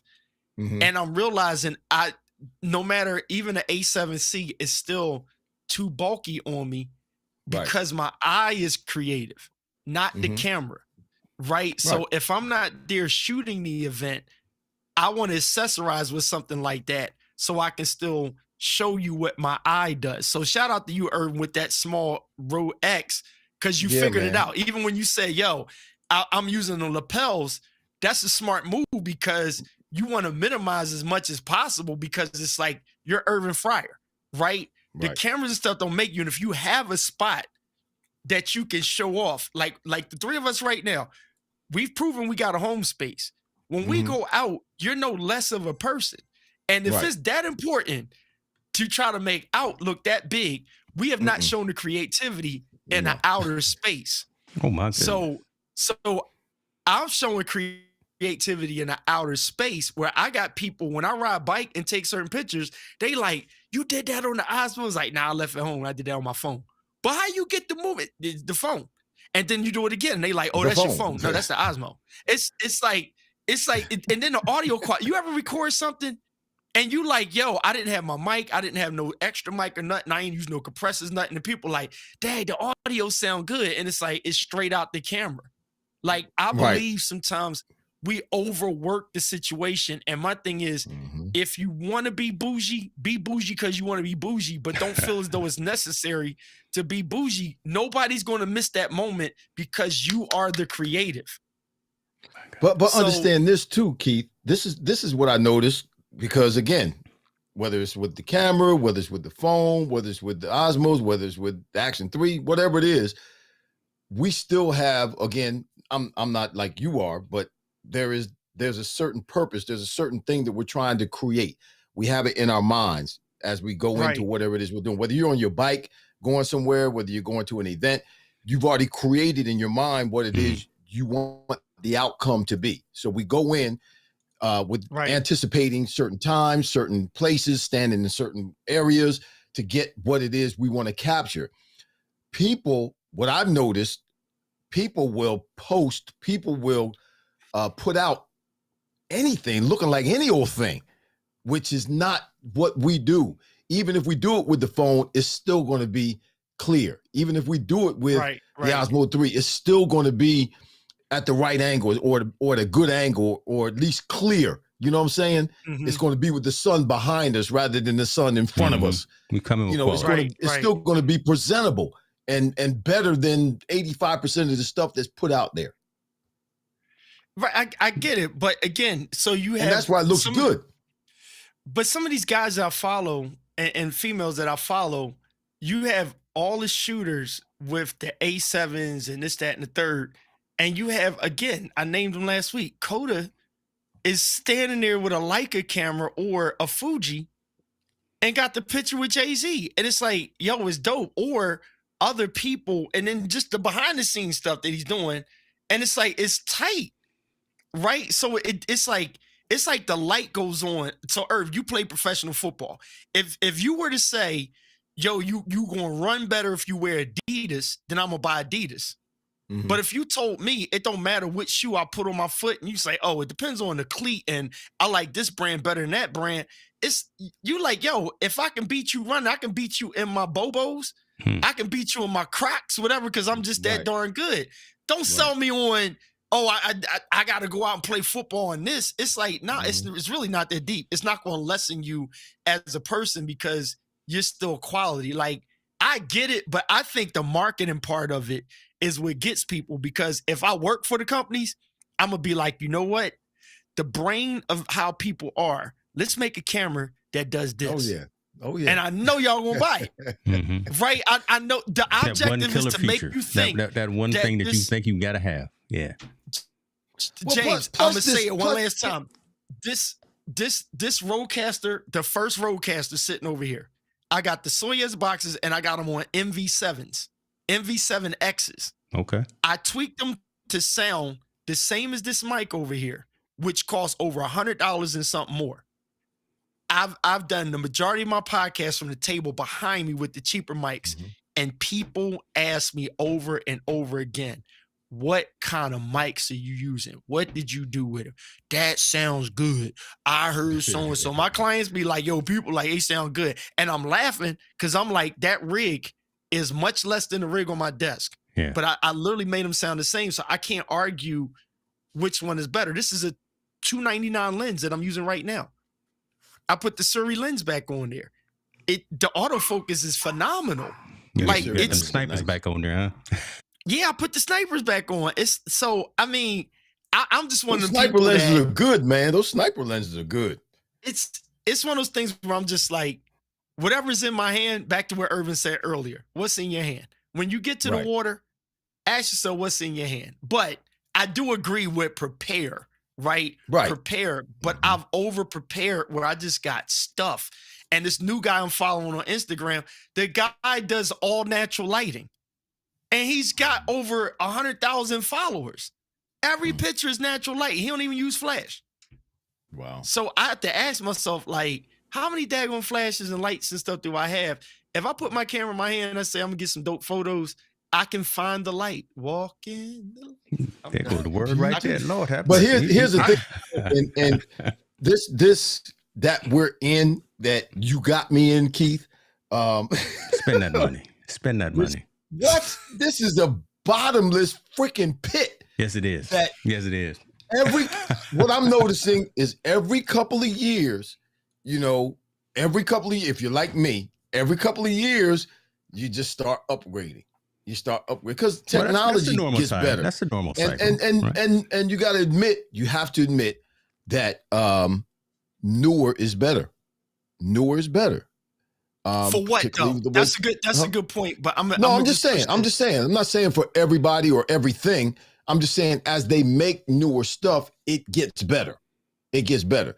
That doesn't mean you have to buy it. That doesn't mean you have to get it, because you can get, like you said, if you know what you're doing, you can get the same outcome. You can have the same stream. You can take the same pictures if you know what you're doing. As regards to the newest. The newer stuff just makes it easier for people who don't know what they're doing. That's it right there. And that's what I preach, or that's what I talk about a lot. That's all. The newer stuff just makes it easier for people who don't know what they're doing. Yeah, to reduce friction in the workflow. Right. If there's a way to make things more effective, reduce that friction in a workflow. Right. They make it so anybody can pick it up and use it. No, that's the newer stuff does. No. Look, brother. You know what? Ahead. I am convicted. Who's that? Shirley P. Yeah. Thank you. But look, I'm convicted. I'm gonna be honest. When we say, because James really values helping people, right, and educating or helping, conscious conversation. Here's the conscious part of it. We admit, you, me, James, and a few others, we have gas. Bottom line, gear acquisition, freaking syndrome, gear acquisition syndrome. We have it. We get gas too. Now, but here's the reality, though. I am now convicted on, if I'm really trying to help people, I got to say this. You have aperture, right? You have your shutter speed. You have your lighting and stuff that you're concerned about. That's the essence of putting the camera in manual. When I discovered how to actually shoot in manual, it simplifies everything. So at that point, you literally are disrespecting the brilliance of a Sony camera when you start putting it back in manual. Every new camera has a manual setting for a reason, right? And this is the problem. When I stepped into this whole thing with video casting and stuff, you know what I looked up? 3-point lighting. What is it and why does it matter? What is clarity? The basics of it. Why does lighting? Why does audio? My whole acronym, CLEAR. Cameras, lights, eCam, audio, and record. To be clear, the let's be clear button that James has, that whole thing does not subject itself to newer is better. And I promise you, when people are still shooting with 5 generations of Sony cameras back, tell them that newer is better when you're training somebody. No, hear what I'm saying? But that's because they know what they're doing. No, but here's the whole essence. That doesn't mean that the person with too much new stuff is going to know what they're doing, but they're just doing something because they're expecting the new to get it better, and they never learn. And I'm gonna prove my point. This is why if you go into the eCam community in different ones, everybody's always having a pissing match on the newest computer that's out, the newest mic that's out, the newest this that's out, the newest camera that's out, and people ask the same dumb questions over and over again. What's the best camera to get? There is no best camera to get. Press record yet. There's no best camera to get. This is an A5100 sitting over the desk. That camera is doing the same thing that this camera is doing right now, and they're over $800 apart. So argue me that newer is better in this room. It's not. No, when I say new again, when I say I know newer what is you're better, saying. I know what you're saying because I know yeah. you. But I'm making a point because on platforms we hear people say it without context, and a lot of times nobody's going to hear the Mr. Miyagi. Mr. Miyagi, Karate Kid. What's the whole thing? He's Right, like, no, dude. He's going to explain. Yeah. Sit down, wax on, wax off. Then we have to find what's the wax on, wax off. Start the basics. Creativity, because if you get all of this stuff and you don't know how to be comfortable in the camera, therein lies your problem. And some people think, all right, I'm gonna go live, but I'm saving up to get the new A67. That's not going to make your live any better. No, it's not going to make if you don't know how to go, if you don't know how to talk, or if you don't know how to create content. The camera's not going to help you. Dropping how many mics said people went through. Come on. Going live, unboxing the such and such a mic. Hey. Tom Buck, that's what he do. We got more and more people joining on right now, so we over 100 now. So they want to hear it. They want to hear it. Buck, shout out to Tom Buck, Blue and all. Tom Buck does that. He dissects cameras, mics, and all of that. That's what Tom do. But then Tom will say, "Oh, I just got this new microphone called Swoosh." Why you pick and then up the everybody other thing sitting in the cut, they look at their pockets and they go, I got the new Swoosh mic. It's like, and you still sound the same. Yep. Don't know how to use it.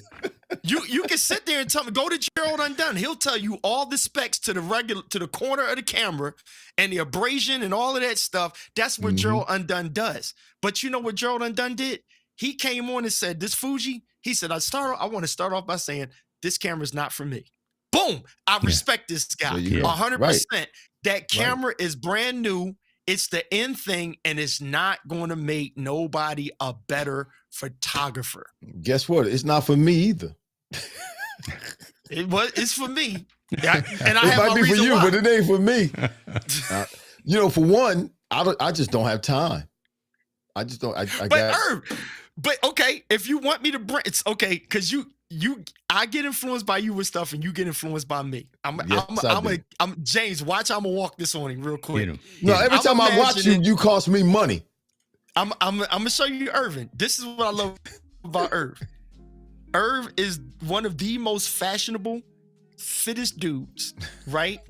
And I promise you, I'll grab this Fuji, and Irv is going to get him a Fuji and have a whole fast gear, dope leather strap on it. He's going to leave the A67 at home. He's going to leave the A3, the A4, 5, 6, 7, whatever the hell he got. He's going to leave it at home. I just got an A4. He's going to hang out with my sis, Serena, and him and Serena's going to be fine, sexy, going to be like Idris Elba and his wife, right? They going to step out, and Irv is going to have one strap and have a camera. See that outfit there? He going to have a green strap and had a camera, a Fuji. Hey, man, I just put that out there today. What are you doing? That boy, I tell you, Hicks is on it, bro. That He's going to have a Fuji underneath that jacket, and he's going to whip that Fuji out with that 27 mil. Kevin Cox, correct me if I'm wrong. I think it's a 27, whatever it is.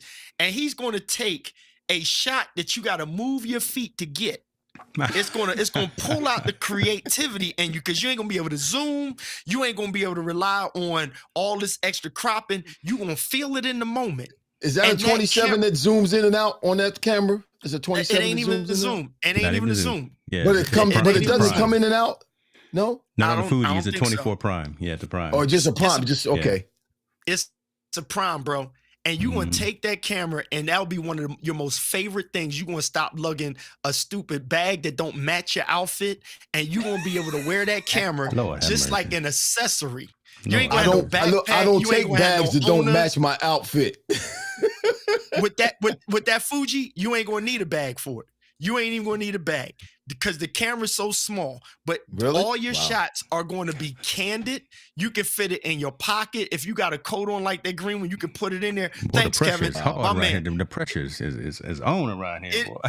Look, because here, I'm going to prove a point, though. James, I'm going to prove a point.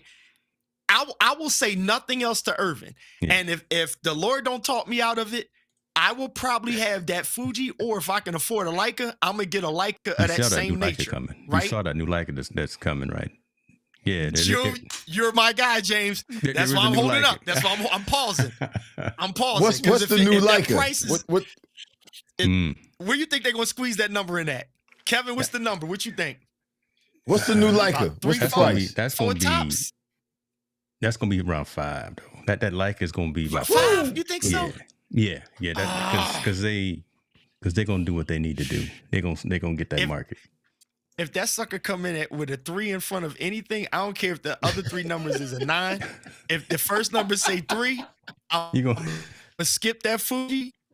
I'm gonna grab that Leica and be done. That's the only thing missing to my arsenal. You're gonna not have siphon coffee for a couple of weeks so he can get that Leica.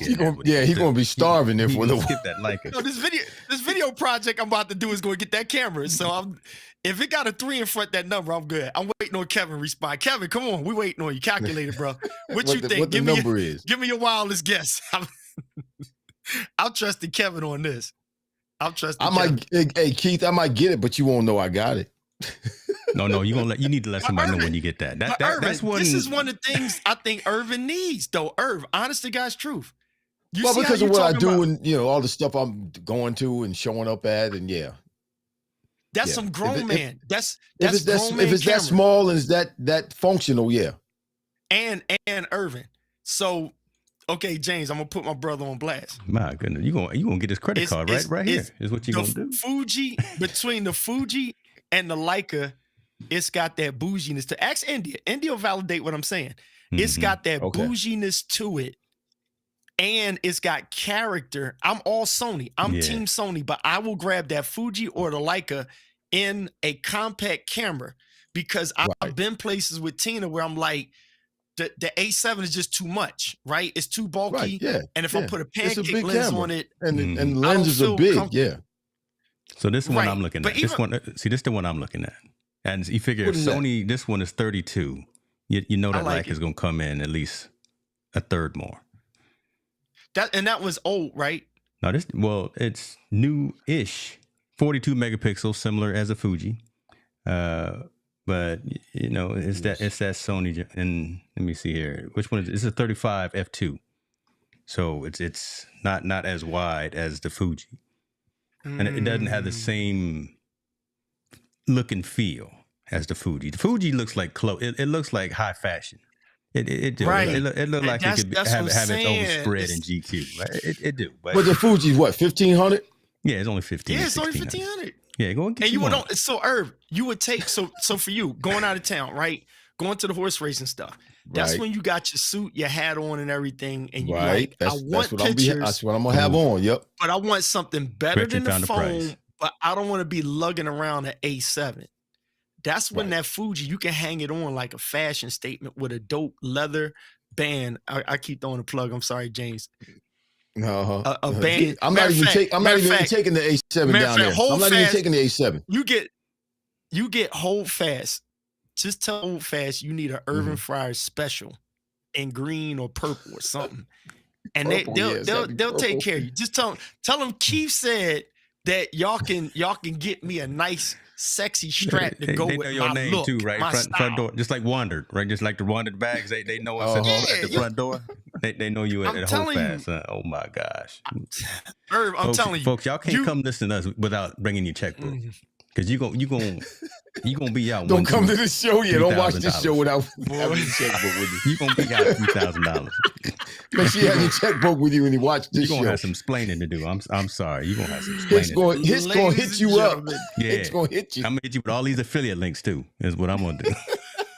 Oh heck no! SL3 is 60. Heck but no. That's not the new one we talking about. Yeah, that's the one with the interchangeable lens though. So it's going to be between 3 and 6. It's going to be between 3 and 6. Like I said, it's going to be about 5. It's going to be about 5. Woo! Yeah, we might go. We have to go Fuji. If that's the case, you got to go Fuji. Yeah, right around tax time too. Right around tax time. Okay, I'm gonna leave that alone too. Listen. I'm gonna do my crack dealer thing. God, I swear I gotta get another analogy. I gotta get another analogy. We was paused. We was like, yeah, man. What's to do my? That's gonna be the part that I'm gonna cut up right there.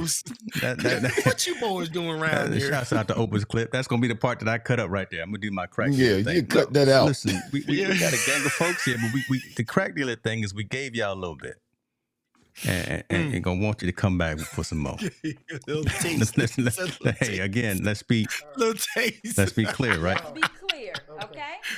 All right, let's be clear and make sure that we keep these brand relationships right.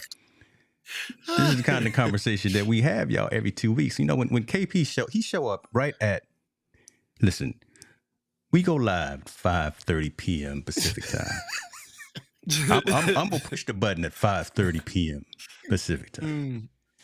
Bless him. I know the man is busy. 5:30 and 20 seconds is when the man comes into the studio. So I'm gonna be up editing tonight, man. I'm jammed up. I'm gonna be up editing tonight. Maybe we'll do like a little Pomodoro, because I'm gonna go to the gym. I'm not gonna lift 315 on the deadlift, but I'm gonna do something. You going to the gym tonight? Yeah, I go at night. Yeah, I go about 9 to 10. 9 to 10:30. Oh, you good, bro. I can't do that. Yeah, right. And I then lay down on the soil. Oof. Yeah, I got to go in first thing in the morning. Yeah, no. See, I get it in, that way I can sleep. Take my glutamine. Glutamine is good for the recovery as well. Come on, I can get you on these supplements now. Mushroom Kevin, that coffee. Don't make it no better. Come on, Kevin. What do you let me see here? That went over. I was like, sorry, that was supposed to be $59.95. That don't make it no better. Gretchen, I love you, girl. Gretchen, you got the keys to the front door. You could have came in too. You too, MDH. Yeah, I see you here. Melanie, see, I'm running to Gretchen. I'm taking pictures of Gretchen with the Fuji when I get it. I'm gonna get that Fuji. She already got it. That's why she know the number. She already got one. Yeah, she already got one. Let me know when you get it, Keith. Get 2 for 1. Let's see if we can get 2 for 1. Or, really? Or something. Bless off. Your heart. Don't. Yeah. What yeah, like, know. Keith like bet. That Cause you know what? No, it really confines you. It makes you. I'm gonna just go test it out. I'm gonna go to the store because I know they got one in. I'm gonna just go to the store. Matter of fact, Philly's having an event down the street from India's crib, around the corner from your cigar lounge. It's unique photo. They're actually having a Fuji camera demo. When? They're gonna have a bunch of them. I think it's this weekend, if not tomorrow. God, man, I'm gonna be in Georgia. Okay. You can find a way to get back to unique photo. You go by there, you check it out, and if you get it, I'm getting it. I'm telling you, man, you put something like that on your shoulder. I'm telling, like, yep. I get why, because I asked Doc Rock about it too, because Doc is into all the big cameras and stuff and whatnot. But I looked at what's the why of that Fuji, but it was when I seen it was LA and they had some big events going on, and some of the top photographers, they all had this picture where they put their Leicas and Fujis on the table, and that was like a fashion statement. I'm like, these people that got studios and everything, and they're out here in LA, like, yo, ain't nobody backpacking at an event. Like, I got my, you know what I'm saying? I got my big shoes on, my expensive suit and stuff on. Ain't nobody got time for all that. If I'm not shooting the event, I need to be still in my lane of quality. So it's like you with the Roadcaster that you got to travel with. Right. No, if it's, I'm trying to streamline. If it helps me to not have to take so much stuff with me when I go, in terms of cameras and lenses and stands and lights, yeah, man. Shoot, I ain't 8 weeks. Trying to do all that anymore. Lord. And you wanted the silver one too. If you wanted the all black, 8 to 12. Yeah. You gotta wait. Yeah, so you can go to the demo day on the 23rd, but you're not gonna pick one up. I get it. The people that pre-order and ain't put all their money down, and the dude in the store know that they ain't gonna come in with that money. You're gonna be right there. You're gonna be right there. They'd be like, yeah, I'll just tell a dude it's still waiting on it. Cause they don't have no serial numbers on them pre-orders. You know what I mean? No. You gonna walk in there with cash in hand and say, listen, I'm here. Listen. Yes, sir. I'll take this off your hands. You can have it. James, tell him. I'm telling you, I can see Irving with it. Watch Irv. If I do it, I'm gonna show up to something. We're gonna be at something soon. And think about Irv. That's the joint we go to a church event or something like that. Because you said, that it's a fashion statement. So like for me, it's kind of like the camera straps. Hold fast camera straps are fully functional. They're smartly built by a photographer. However, they make a statement in the room. The camera wrap that I put on, it's the same cameras everybody else got, but the wrap makes a statement. All three of us got the same mics, but the color foam or the color body makes a certain level of statement that goes with the branding of who you are. all the stuff Mhm. that you see in James' background, it's intent. He's more intentional than me and you, Irvin, because he got Right. that focus going on and stuff. Yeah. You know, Yeah. we know it's like, so it's intentional. So for me, as a photographer, it's a bougie thing to take a Fuji, show up, and get a certain look, because Fujifilm got that certain look to it, right? Mhm. So Mhm. I'm challenging myself on what would I be trying to accomplish at this next event. I don't want to go to another wine event with a 70 to 200. I want to purposely. I want to oh, Irv, I got you.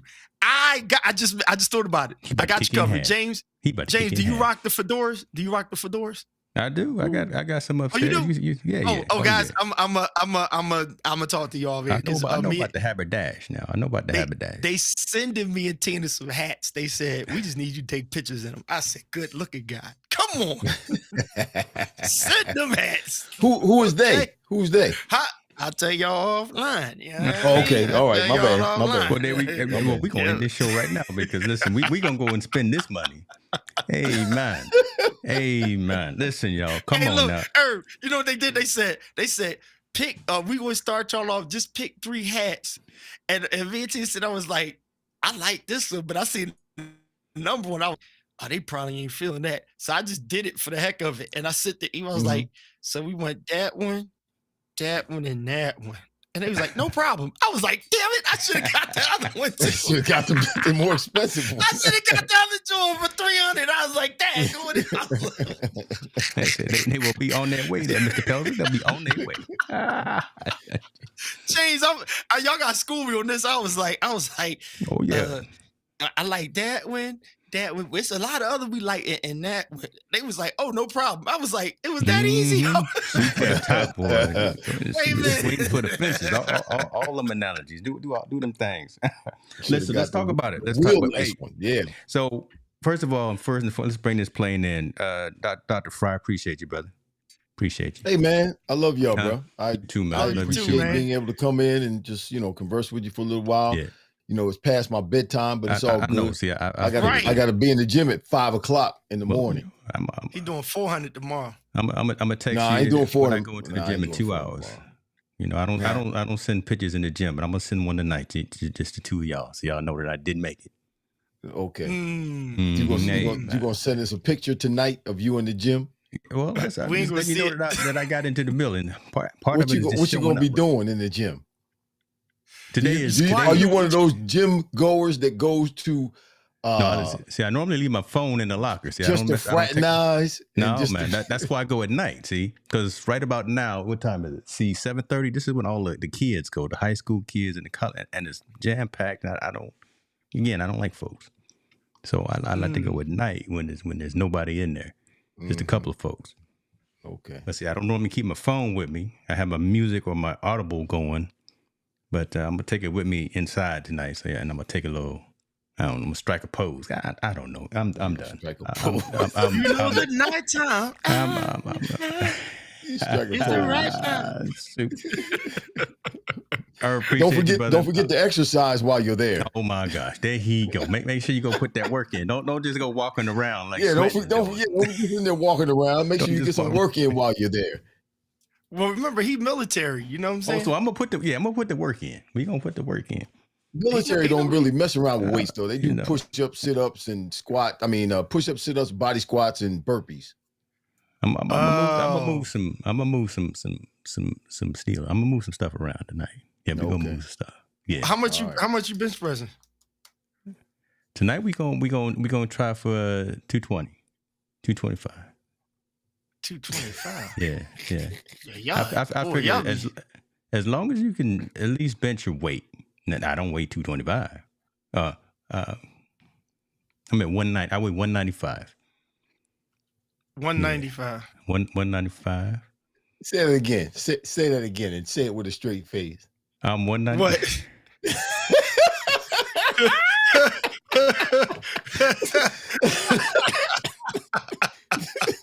Yeah.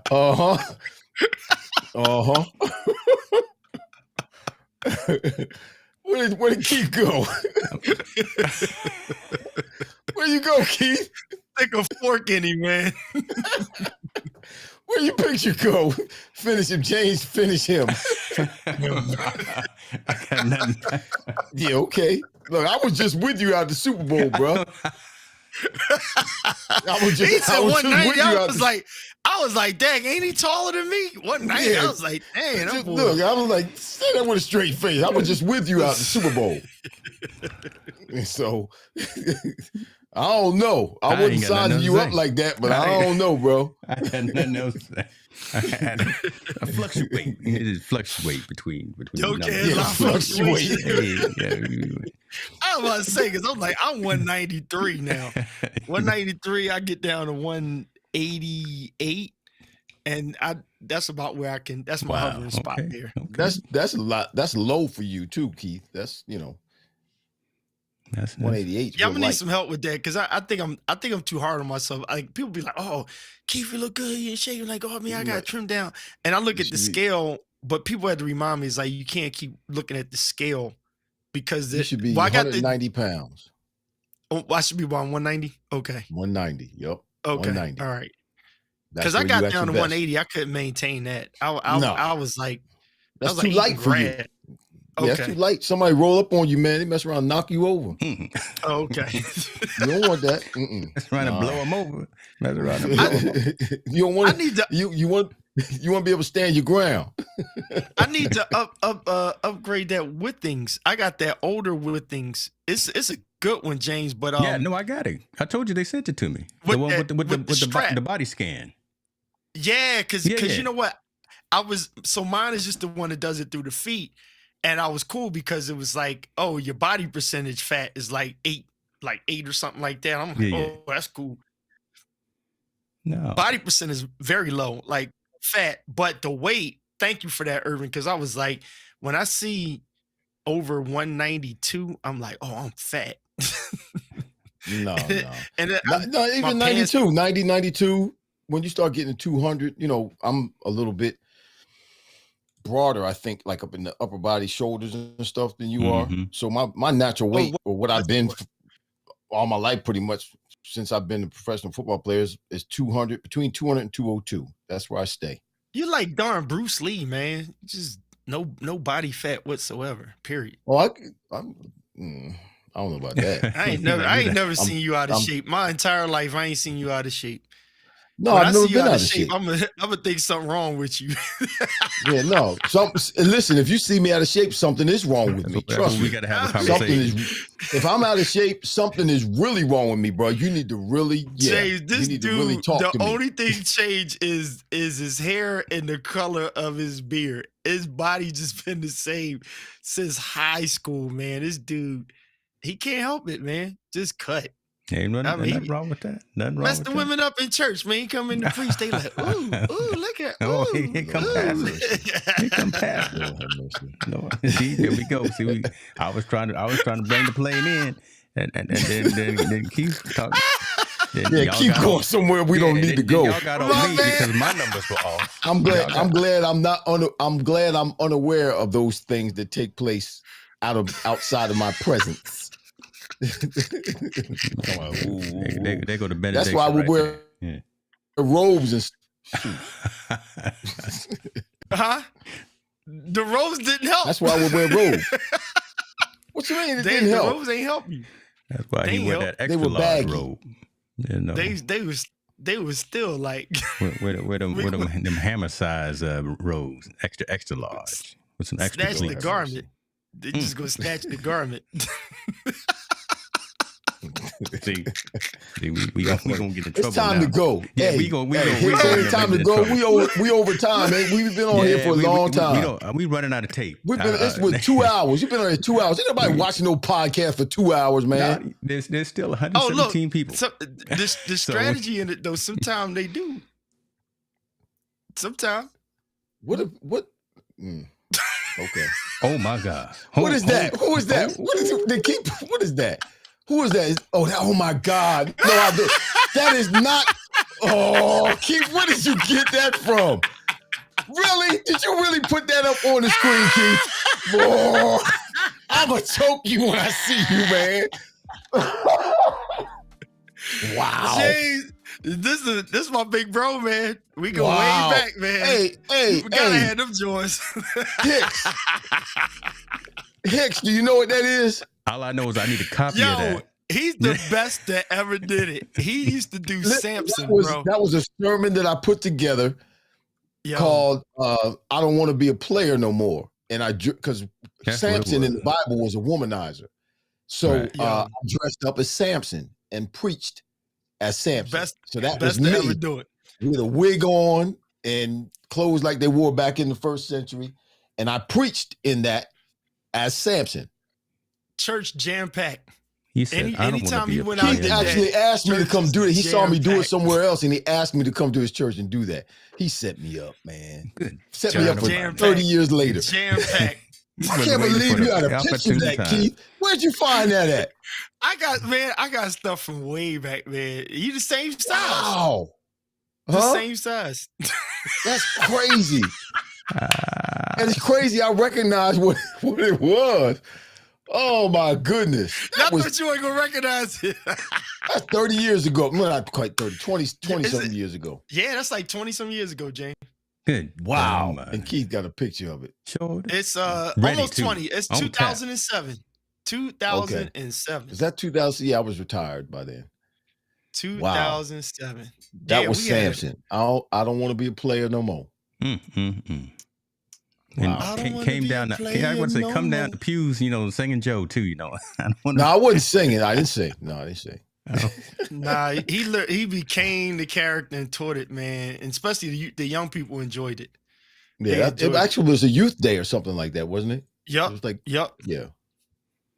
Hey, listen, I would have my daughters dancing. We had put African music on, and I had my two daughters dancing in front of me. So they would dance in front of me while I walked down the aisle up to the pulpit.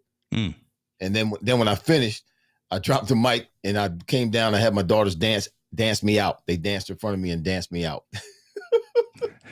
Don't sleep on this guy, James. Like, y'all listen, aside from the podcast, if y'all never heard this man preach, I promise he's somebody's preacher. I tell you that much. Oh, listen, in a couple of hours, y'all gonna have some new material from his sermon last week, because I'm over here cutting it up, and he asked me for like 2. I done found like 20. Listen, it's out of here, man. I just want that one. I know you just asked for one. You asked for one, but I started listening. I got caught up on the ferret, on the leprosy for a minute. Leprosy. I got caught up on that, and then he started talking about consensual sex, and I said, let me make sure I got the right. I told about sanctified sex. Sanctified. I said, let me make sure I got the right message here. I mean, I don't know what links he sent me, but so let me make sure that we. So I listened to the whole thing. Hey, Keith, I preached a sermon Sunday. Yes, you did. The title was "We Got to Make a Move," talking about those lepers outside the gates of Samaria in 2 Kings chapter 7, where where Samaria was in trouble. They were outside the gates, and they said, "Well, if we go in, we're going to die. If we stay here, we're going to die." Yep. No, they said, "If we go back where we were, we're going to die. If we stay here, we're going to die. If we go forward into the gates of Samaria, they may feed us, but we may die." Mm-hmm. Oh my God. So we got to make a move.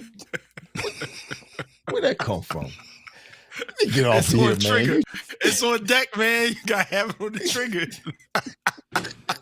He said, "Oh my God." Oh my God. You something else, man. You something else. Y'all be good to yourself. We gonna roll. There was the crack dealer. We gave you a little bit. Y'all come back, because I know y'all want some more. Every 2 weeks, conscious conversations. Me and Keith gonna do Appreciate you, bro. Dr. Fryar may come in here once in a while too. Listen, tell somebody, y'all. We building something I'm here. glad y'all showed up. This is what I'm talking about. Yeah. All right, y'all. We out.